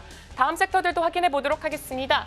네, 마지막으로 이송 배달 쪽을 한번 살펴보도록 하겠습니다. 최근에 아무래도 지금 추석을 앞두고 계속해서 뭐 여행 수요가 증가한다던가 아니면은 뭐 그런 이슈가 계속해서 붙었음에도 불구하고 지금 이렇게 항공주 같은 경우에는 1.8% 조금 낙폭을 크게 보여주고 있고요. HMM 같은 경우는 2.21% 하락하면서 현재 전부 섹터권에서는 좀 하락불을 켜내고 있습니다. 지금까지 지금 이 시장에서 좀 움직이는 종목들 확인해봤습니다. 네, 계속해서 개장 분위기 함께 살펴보도록 하겠습니다. 일단 말씀드린 것처럼 2,400선 아래에서 출발을 했고요. 다행히 지금은 조금 만회를 하면서 2,500 이선까지 올라와 있는 것으로 코스피 시장 확인되고 있습니다. 코스닥도 확인해 보겠습니다. 697선, 700선은 이탈 한 채로 지금 움직이고 있고요. 양시장 모두 1% 넘게 지금 빠지고 있다는 부분 보시면 좋겠습니다. 이어서 수급 동향도 함께 체크해 보도록 하겠습니다. 먼저 코스피 시장 안에서는 기관과 외국인 양쪽에서 모두 다 덜어내고 있는 모습이고요. 코스닥도 확인해 보도록 하겠습니다. 코스닥 수급은 오히려 반대의 흐름 좀 보이고 있네요. 기관과 외국인 투자자가 오늘 담아내고 있고요. 개인 투자자가 홀로 매도 우위 보이고 있는 상황입니다. 상위 테마들 함께 좀 살펴볼 텐데요. 사실 오늘 많이 오르는 쪽이 별로 눈에 보이진 않아서 일단 피팅 밸브 먼저 좀 확인을 해보도록 하겠습니다. 대왕 고래로 좀 엮여있는 쪽에서 포스코 인터내셔널은 1.8%, 한국가스공사가 2.3% 정도 상승하고 있고요.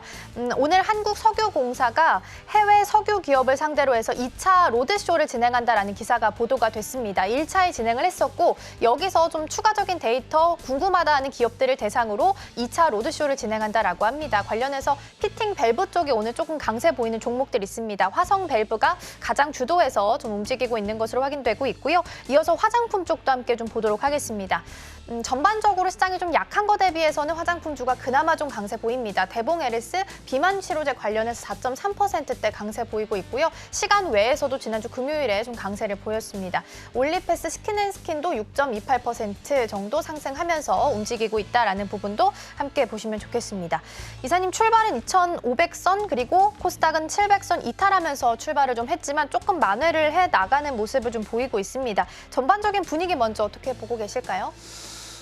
일단 뭐 지난주 금요일보다는 죄송합니다. 지난주 금요일이 아니고요.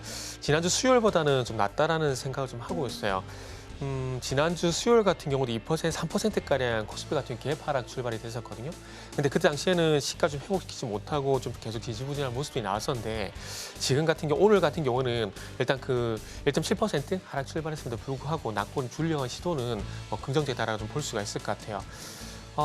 코스피 PBR 기준으로 0.8배 같은 경우는 상당히 저평가라는 얘기가 계속해서 꾸준히 나오고 있거든요. 그래서 그 구간만 가게 되면은 저가 매수가 들어오는 부분들이 있는데 지금 코스피 같은 경우에 PBR 0.8배 구간에 진입을 하게 되면서 아마 저가 매수가 들어오는 것이 아닌가 좀 볼 수 있을 것 같고요. 그러나 조금 그 아쉬운 부분은 조금 우려되는 부분은 일단은 제가 종목별 등락 현황을 동시에까지 말씀을 드렸었는데 지금 코스닥 기준으로 하락 종목 수가 현재 1,364종목입니다. 그래서 오늘 제가 봤을 때는 시장의 어떤 관전 포인트는 하락 종목 수가 얼마만큼 축소가 되느냐가 좀 중요하지 않을까라는 말씀을 드릴 수가 있을 것 같아요. 왜냐하면은 지금 양시장 모두 1% 넘게 하락 출발했지만 그럼에도 불구하고 수급이 그렇게 나쁘다라고 볼 수는 없을 것 같아요. 물론 매도가 나오고 있긴 하지만 외국인들 같은 경우에 현재 현물시장에서는 900억 정도 매도를 하고 있고요. 그리고 선물시장 같은 경우는 1,700계약 정도 매도 우위이기 때문에 제가 봤을 때 그렇게 큰 매도 나오지 않고 있다 봅니다. 그래서 결국 중요한 것은 최근에 위축된 투자 심리가 얼마만큼 좀 개선이 되느냐. 그러니까 지금은 더 이상 나빠지지 않는다는 그런 심리가 좀 반영이 돼야 되지 않을까라는 말씀을 좀 드릴 수 있을 것 같아요. 그러다 보니까 이 종목별 등락 현황을 오늘 관전 포인트로 보시라는 말씀을 좀 드려볼 수가 있을 것 같고요. 그리고 삼성전자 하이닉스 하락 출발하고 난 이후에 어쨌든 뭐 낙폭은 이렇게 확대는 되지 않고 있는 상황입니다. 삼성전자 같은 경우에 3% 넘는 하락 출발을 2.9% 하락 출발하고 난 이후에 추가 하락이 제한되고 있는 상황들이고요. 그리고 SK 하이닉스 같은 경우도 마찬가지로 현재 추가 낙폭이 좀 제한되고 있는 상황들입니다.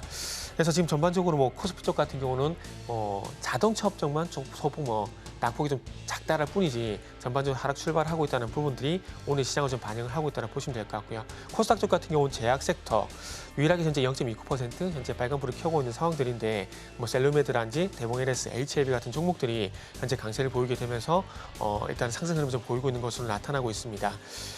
HLB 같은 경우는 아시겠지만 이번 주 유럽 종양학회가 예정되어 있거든요. 그래서 아마 그런 이슈들이 좀 반영이 되는 것이 아닌가 좀 봐야 될 것 같고요. 그리고 셀루메드 같은 경우는 최근에 그 급등이 현상이 계속 지속이 되고 있는데 금일 같은 경우도 상승 출발을 하게 되면서 코스닥 시장에서 상당히 좀 선방을 하고 있는 모습을 좀 보여주고 있다. 그러니까 개별적 흐름이다라고 보시면 될 것 같아요. 그리고 특징 업종은 아까 앵커님께서 다 짚어주셨고 그래서 특징 종목을 한번 살펴보게 되면은 지금 지금 죄송합니다. 그 특징 종목을 한번 살펴보게 되면은 지금 시가 대비 상승한 종목들을 보게 되면은 KC 그린홀딩스, 코데즈 컴바인, 가스텔 바작 같은 종목들이 상위에 올라와 있는데 아시겠지만은 KC 그린홀딩스 같은 경우는 워크아웃 게시 이 이슈로 인해가지고 지난해 금요일부터 강세를 보였거든요. 그리고 코데즈 컴바인이란지 가스텔 바작 같은 경우는 품절중 요 이슈로 인해가지고 오늘 상대적으로 좀 강세를 보이는 것 같다라고 말씀을 좀 드릴 수가 있을 것 같습니다.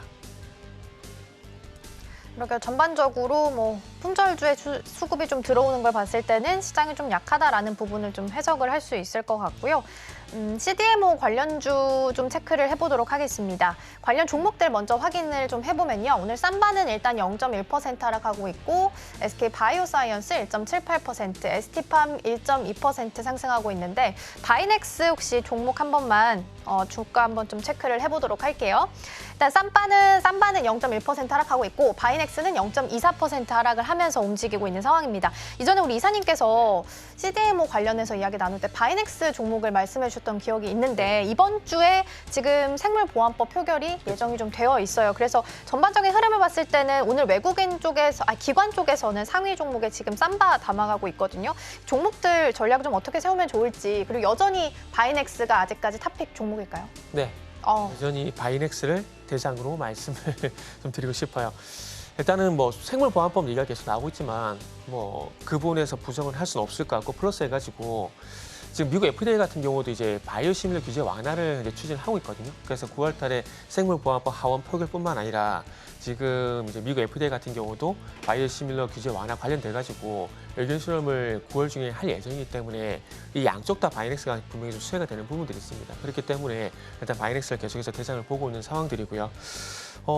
그리고 이제 바이오시밀러 규제 완화를 하게 되면서 실질적으로는 삼성 바이오로직스, 셀트리온 같은 종목들이 수혜가 많은데 거기 어떤 위탁 생산에 관련돼가지고 간접 수혜를 받으시는 부분들이 바이넥스입니다. 그리고 이 바이오시밀러 규제 완화에 대한 얘기가 나오게 되면서 셀트리온보다는 바이넥스가 좀 더 이제 수혜를 받게 되면 주가가 상승이 나오고 있는 상황들이기 때문에 그러다 보니까 바이넥스 좀 말씀드릴 수가 있을 것 같아요. 그리고 또 바이오시밀러 규제 완화 관련돼가지고는 또 에이프로젠 같은 종목들도 상당히 좀 수혜가 되지 않을까 생각을 하고 있고요. 근데 삼성 바이오로직스를 말씀드리지 않는 이유가 뭐냐면은 저 개인적으로는 삼성 바이오로직스 같은 경우는 아직도 좀 퍼가 높다라고 생각을 하고 있어요. 그래서 그게 높은 퍼가 그러니까 소위 말하는 고퍼라 그러죠. 고퍼가 계속해서 발목을 잡고 있기 때문에 100만 원 돌파가 좀 쉽지 않다고 생각을 하고 있거든요. 그리고 이제 생물보안법 표결로 해서 통과가 되게 된다라면은 중국의 우시바이오가 규제가 될 건데 제재가 될 건데 그렇게 봤을 때 상대적으로 그 물량들이 삼성 바이오로직스로 올 것이냐 그건 또 아니거든요. 그러다 보니까 상대적으로 저 개인적으로는 삼성 바이오로직스에 어떤 관심도가 상당히 좀 낮다라고 말씀드릴 수 있고 그러다 보니까 생물보안법이 중요한 이슈는 맞지만은 그거보다는 저 개인적으로는 바이오시밀러 규제 완화에 그러니까 약가이나 여기에 포커스를 맞추다 보니까 바이넥스에 좀 더 관심이 가고 있고 그래서 계속해서 바이넥스를 말씀드린다라고 생각하시면 될 것 같아요. 네, 이번 주에 또 패스트트랙으로 통과될 표결될 가능성이 있기 때문에 이 부분 좀 언급을 드려봤습니다. 일단은 아직까지 여전히 바이넥스 탑픽 종목으로 주셨다라는 부분도 함께 챙겨드리도록 하겠습니다. 오늘 도움 말씀은 여기까지 듣도록 하겠습니다. 이사님 고맙습니다. 네, 감사합니다.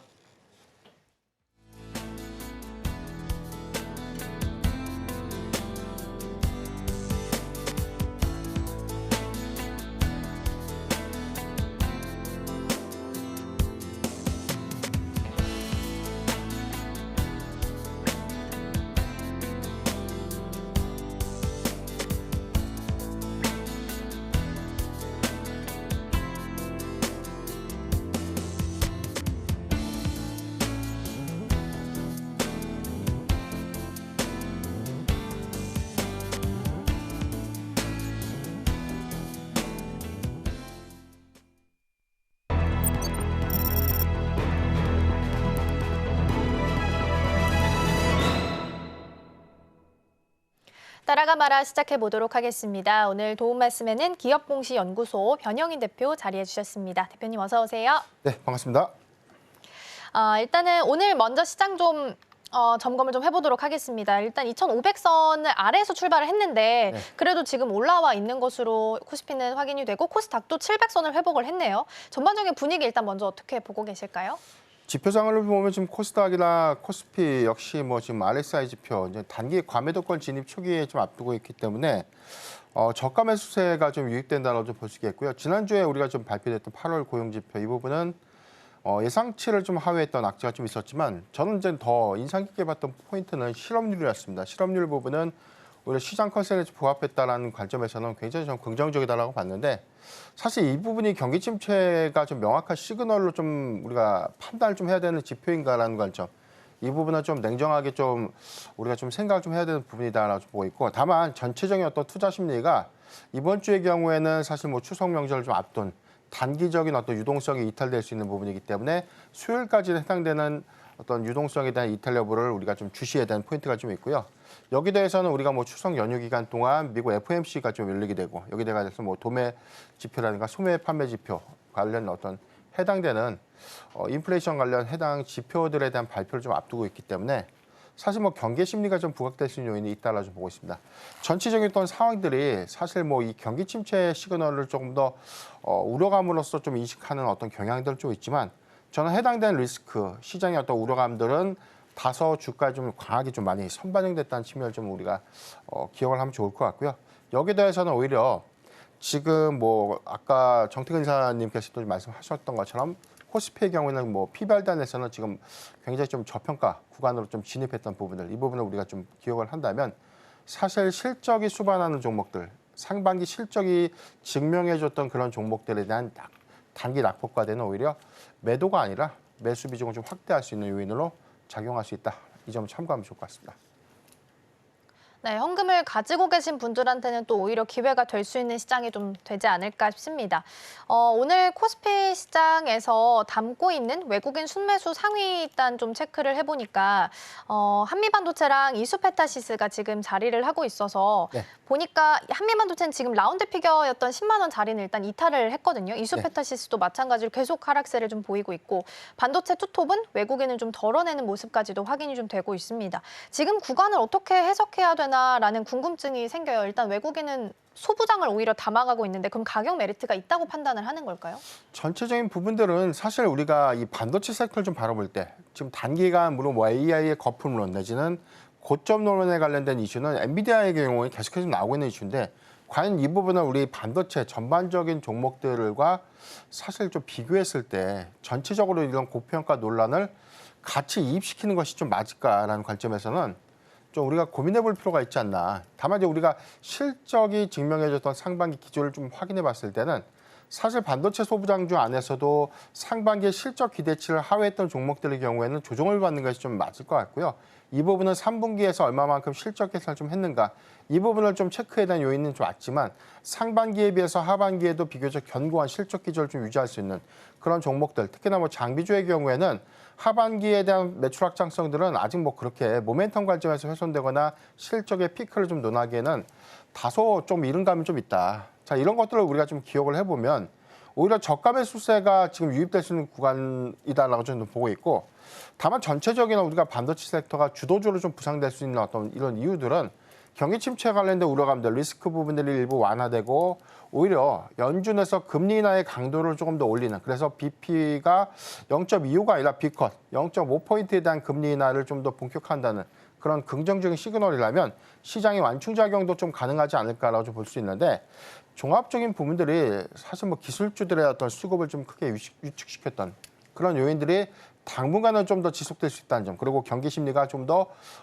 이어갈 수 있다는 어떤 그런 흐름들은 좀 다소 부정적이지 않나라고 보고 있지만 저는 항상 좀 강조드렸던 것처럼 주가 좀 빠진다고 해서 가치 동조될 것이 아니라 오히려 실적이 정말로 실적이 좀 증명하고 이제 3분기 내지는 뭐 4분기에도 실적이 좀 증명하거나 뭐 그런 기조가 유지될 수 있는 그런 종목들의 경우에는 한 번의 매수보다는 분할 매수, 낙폭이 심화되는 구간에는 조금씩 분할 매수하는 그런 투자 전략은 좀 유효하다. 이 점도 참고하면 좋을 것 같습니다. 네, 여전히 분할 관점의 매수는 유효하다라는 조언도 남겨주셨습니다. 자, 그럼 실시간 상승률 상위 종목 체크를 좀 해보도록 하겠습니다. 먼저 코스피 시장입니다. 네, 한국가스공사, BH, S&T 모티브, 현대GF홀딩스, HDC 현대산업개발 있습니다. 어떤 종목 살펴볼까요? 예, 오늘 전체적인 어떤 이 수급이 좀 악화되는 요인 가운데도 뭐 한국가스공사가 오늘 시초에 한 1.8% 정도 상승을 좀 하고 있기 때문에 한국가스공사 좀 말씀을 좀 드리려고 하는데 사실 우리가 이 대한고래 테마를 과연 이제 사업 성과로 해서 좀 장기적 관점으로 봐도 좋은 것인가? 제가 여러 차례 좀 언급을 좀 드린 바 있었는데 일단 뭐 테마성 수급은 맞다라고 좀 봐요. 해당되는 어떤 이 주도주가 부재하고 증시가 낙폭 과대 국면에 좀 진입을 하더라도 단기적인 수급이 좀 몰릴 수 있는 어떤 구간들은 테마가 주는 어떤 이 유효성, 이 부분이 조금 더 테마의 지속성 관점에서도 좀 계속해서 좀 지켜봐야 되는 포인트다라고 좀 보고 있고 한국가스공사의 경우에는 오히려 12월 달에 1차 시추가 있고요.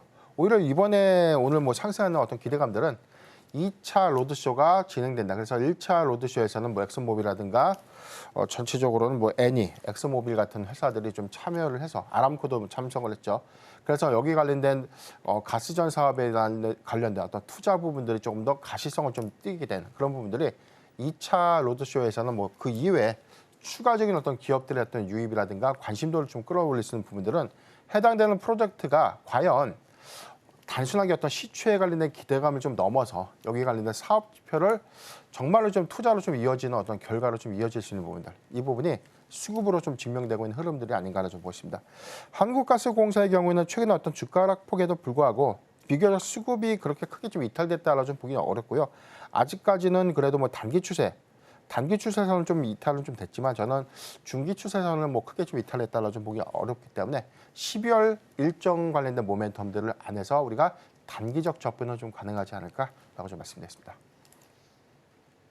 네, 말씀해 주셨던 2차 로드쇼를 진행한다라고 하죠. 1차에서 진행했던 기업들 중에서 사업 데이터 더 받아보고 싶다라는 기업들 대상으로 2차를 진행한다라고 합니다. 그래서 오늘 개장하고 나서는 피팅 밸브 쪽이 조금 강세를 좀 보였는데 지금은 좀 다시 내려갔다라는 부분도 함께 좀 챙겨드리도록 하겠습니다. 이어서 코스닥 시장도 함께 확인해 보시죠. 코스닥입니다. HLB제약, HLB, 다원시스, 실리콘2, HLB생명과학 있습니다. 어떤 종목 살펴볼까요? 예, HLB를 말씀드리려고 하는데 오늘 2.8%. 지난 주말에 사실 세계 페어마켓가 좀 개최가 됐고 여기 관련돼서 연구 성과를 공개하겠다라고 좀 발표를 했는데 아직 뭐 유효지표에 관련된 어떤 기사거리는 좀 없었지만 뭐 가장 뭐 긍정적인 어떤 우리가 좀 많이 기대하고 있는 요인들은 과연 재신청을 좀 언제 할 것인가 이런 어떤 구체적인 일정에 관련된 이벤트 내지는 모멘텀에 좀 주목되고 있던 상황들이었는데 사실 뭐 이런 부분들이 구체적으로는 오는 20일에 리보세라님 관련된 재신청을 하겠다라고 좀 구체적인 일정이 좀 제시가 됐기 때문에 해당 돼서는 오히려 유한양행이 랭라자 이 병용치료제 관련된 시판허가 라는 긍정적인 성과가 우리 HLB의 리보세라닙에 대한 성과로 좀 이어질 수 있을까라는 기대감이 계속해서 좀 이어질 수 있는 요인이다라고 좀 보십니다. 다만 우리가 기억을 해야 될 부분들은 단순하게 신약 허가에 대한 이 관문을 너무 좀 단조롭게 볼 수는 없거든요. 굉장히 이 통과가 좀 어렵다는 것을 우리가 좀 인정을 해야 되고요. 여기다 해서 성과라는 부분들에 대해서 뭐 리보세라닙이 지난번에는 뭐 CMC 관련된 어떤 이 임상에 관련된 어떤 미비점들이 좀 발견이 돼서 해당 사항들을 좀 보완에 대한 이슈가 좀 있지만 이번에 재신청을 좀 하더라도 얼마만큼 FDA가 원하는 사항들을 잘 보완해가지고 갔는지 이 부분도 중요한 체크 포인트가 되지 않을까. 한간에는 전체적인 뭐 재신청 이후에 6개월에서 한 9개월 정도 이후에 시판 여부가 좀 더 결정이 된다는 관점으로 보면 내년도 1분기 이내에는 신약의 승인 여부를 우리가 좀 알 수 있다. 해당되는 일정 모멘텀도 주목해볼 필요가 있지 않나라고 좀 말씀드렸습니다. 네, 그나마 또 9월 달에 이벤트가 빡빡한 쪽이 제약 바이오가 아닐까 싶습니다. 20일에 HLB 리보세라닙 관련해서 재심사 서류 제출한다라는 이야기 나오고 있고 23일엔 또 키투르다 SC 임상에 대해서 결과 발표도 예정되어 있기 때문에 일단은 쭉 계속해서 좀 보시면 좋지 않을까 싶습니다. 오늘 상위 테마들도 이어서 함께 확인 좀 해보도록 하겠습니다. 오늘 첫 번째로 상위 테마는 자리하고 있는 게 아이폰입니다. 우리 시간으로는 10일 오전 2시에 지금 아이폰 16 시리즈 공개가 공개가 된다라고 하죠. 근데 이번에는 AI 인텔리전스가 여기에 지금 같이 포함되는 AI 첫 폰이기 때문에 교체 수요가 높을 수 있다라는 이야기 나오고 있고 삼성에서도 잘 갔기 때문에 아이폰도 잘 가지 않을까라는 기대감도 같이 가져가고 있습니다. 오늘 의외로 우크라이나 재건 쪽이 다시 한번 좀 강세를 보이고 있어서 기사를 좀 찾아보니까 특별한 내용은 없고요. 일단 러시아와 우크라이나가 계속해서 공습을 좀 주고받고 있는 상황 속에서 독일의 총리가 뭐 평화회의 할 때 러시아도 참석했으면 좋겠다라는 코멘트를 남겼다 정도 있을 것 같고요.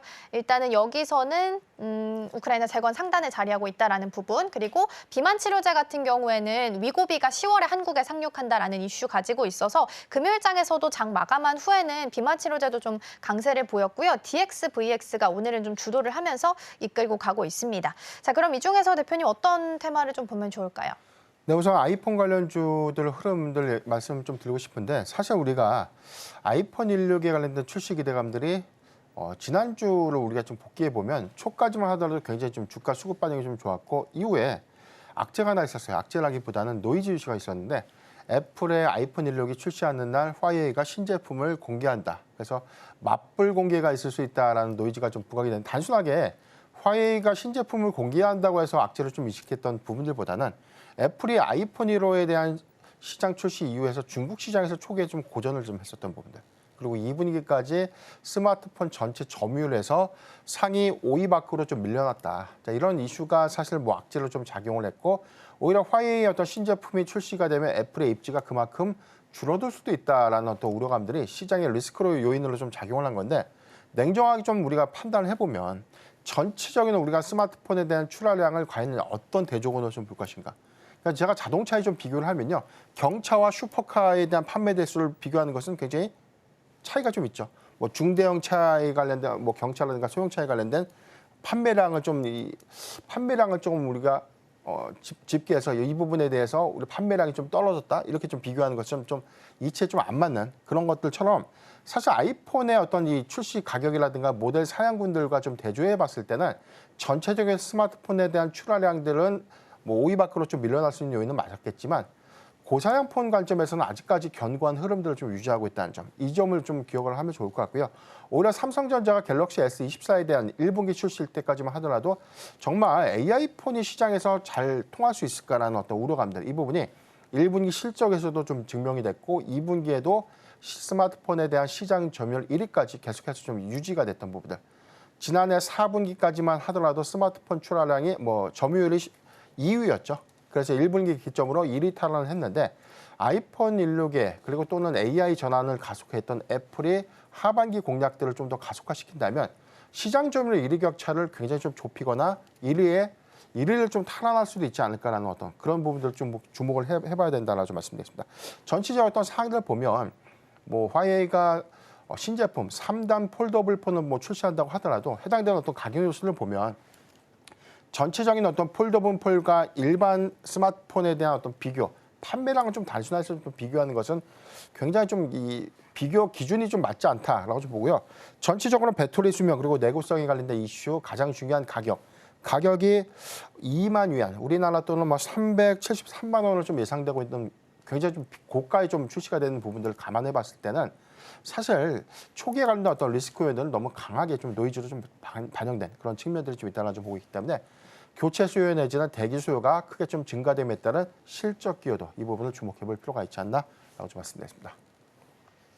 네, 일단은 10일에 예정이 좀 되어 있기 때문에 우리 시간으로는 그렇기 때문에 이후에는 어떤 평가를 좀 받게 되는지도 좀 체크를 해볼 필요가 있을 것 같습니다. 아이폰 관련해서 우리 시장 안에서 관련주를 찾으면 당연히 이제 하드웨어 쪽으로 좀 찾을 수밖에 없을 것 같아요. 대표적인 게 LG 이노텍이나 BH가 있지 않을까 싶은데 탑픽 종목으로 좀 주신다면 어떤 종목을 좀 주목하고 계세요? 사실 두 종목 다 매력도가 굉장히 높죠. 카메라 모듈 이번에 아이폰 16에 대한 사양 스펙을 보면 카메라 모듈이 업그레이드가 되죠. 여기에 관련돼서 뭐 이 수익 지표가 좀 더 크게 개선될 수 있는 요인들은 아이폰 15보다 아이폰 16에 탑재되는 카메라 모듈의 량들, 여기에 더해서는 해당되는 어떤 부품 수요, 오히려 출하량들이 계속해서 좀 증가되는 관점에서 LG노텍도 굉장히 좀 매력적이고요.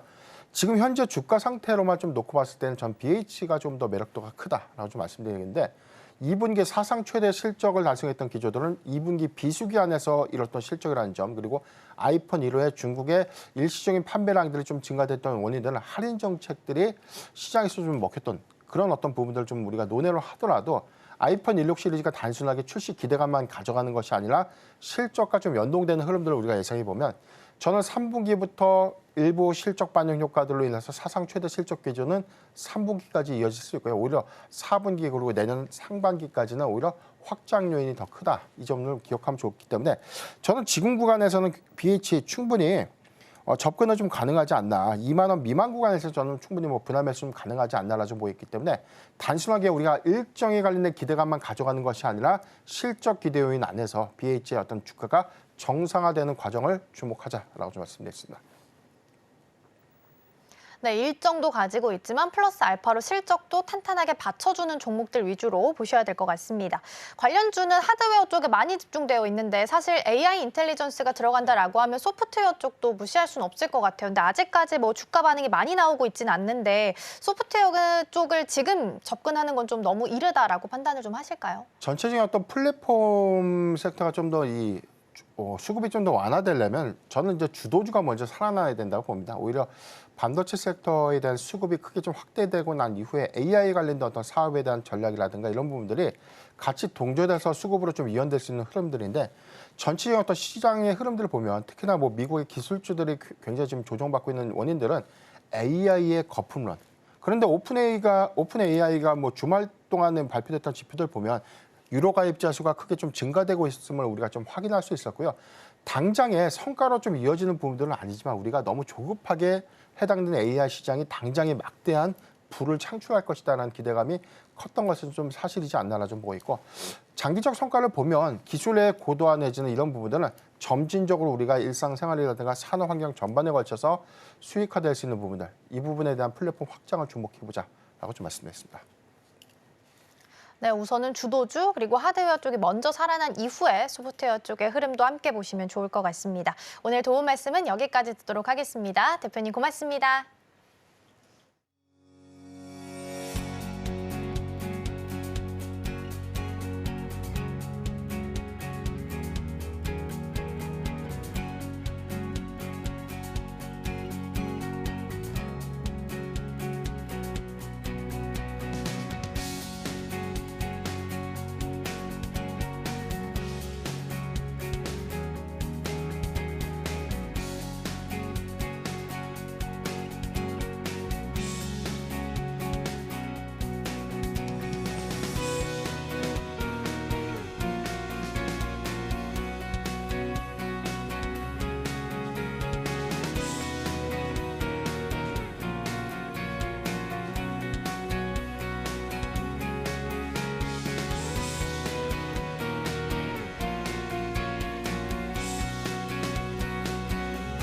네, 계속해서 오늘 방송에서 나왔던 종목들 다시 한번 리뷰해보는 시간 가져보도록 하겠습니다. 먼저 증시칠로 함께 이동해 보시죠. 최근 한국과 미국 증시 동반 하락할 가능성 높아지고 있다라는 부분 우리 배종찬 소장과 함께 이야기 나눠봤습니다. 말씀드린 것처럼 오늘 개장 출발했을 때는 2,500선, 코스닥은 700선도 하회하면서 출발을 했는데 그래도 조금 지나고 나서부터 만회를 하기 시작을 했습니다. 장 막판까지 유지될 수 있을지는 좀 보셔야겠지만 8월에 있었던 블랙 먼데이가 다시 한번 재현될 수 있다는 부분도 염두를 해보셔야 될 것 같습니다. FOMC에서 B컷을 단행을 하게 된다면 일본 쪽에서는 금리를 인상하는 추세이기 때문에 엔캐리 트레이드에 대한 위험성이 다시 한번 높아질 수 있다는 부분도 체크를 좀 하셔야 될 것 같고요. 그중에서 오늘 탑픽 종목으로 LG전자를 주셨습니다. 0.3% 하락하면서 시장 대비해서는 그래도 강하게 움직이고 있다라고 보셔도 무방할 것 같고요. 일단 주주 환원 정책이 강화될 수 있다라는 부분 그리고 하반기에는 양호한 실적 계속해서 유지할 수 있다라는 부분 언급해 주셨습니다. 이어서 다음 종목 함께 확인해 보도록 하겠습니다. 우리 김선윤 전문가님의 탑픽 종목이었던 삐아 함께 살펴보겠습니다. 개장한 이후 종목별로 차별화는 좀 있지만 그래도 나름 화장품주가 좀 강세를 보이면서 가고 있습니다. 삐아 역시 2.4% 정도 상승을 켜고 있고요. K 화장품 수출액이 3조 2천억 원 정도 달성했다라는 부분 가지고 있고요. 더불어서 차트상으로 봤을 때는 시장 상황과 별개로 좀 돌려 세우는 오르는 모습 보이고 있으니까 흐름 좀 지켜보시면 좋겠습니다. 손절가가 13,000원으로 타이트하니까요. 이탈하지 않는지 함께 보시면 좋겠습니다. 이어서 다음 종목 함께 확인해 보도록 하겠습니다. 우리 변영인 대표와 함께 아이폰 관련한 관련주들 함께 짚어봤습니다. 아무래도 아이폰 관련주 하면 우리 시장 안에서는 하드웨어 쪽에 좀 초점을 맞추고 있는 상황인데요. 가장 탑픽 종목으로 거론되고 있는 게 LG이노텍이랑 BH입니다. 오늘 각각 좀 0.86%, 1.4% 정도 상승하고 있고 우리 변영인 대표는 실적까지 플러스 알파로 같이 가져갈 수 있는 종목으로 BH 선정해 주셨습니다. ITM 반도체도 2.87% 상승하고 있는데요. 우리 시간으로는 내일 오전 2시에 아이폰 16 시리즈 발표되니까 이후 상황들과 평가들도 함께 체크해 보도록 하겠습니다. 오늘 브리핑은 여기까지 전해드리겠습니다. 오늘의 핵심 요약입니다. 원달러 환율은 9원 40전 오른 1,337원으로 출발했습니다. 코스피는 2,500선 아래로 코스닥도 하락세 보이면서 개장했습니다. 지금 이 섹터에서는 아이폰 살펴봤습니다. 아이폰은 우리 시간 10일 오전 2시 신제품이 공개될 예정입니다. 관련주 LG이노텍, BH, LG 디스플레이 주가 흐름에 주목해 보시길 바랍니다. 네, 저희가 방송 중에 제공해드린 정보는 투자 판단을 위한 조언일 뿐 해당 종목의 가치와 수익률은 보장하지 않습니다. 저희는 내일 더 다양한 소식 가지고 돌아오겠습니다. 시청해주신 여러분 고맙습니다.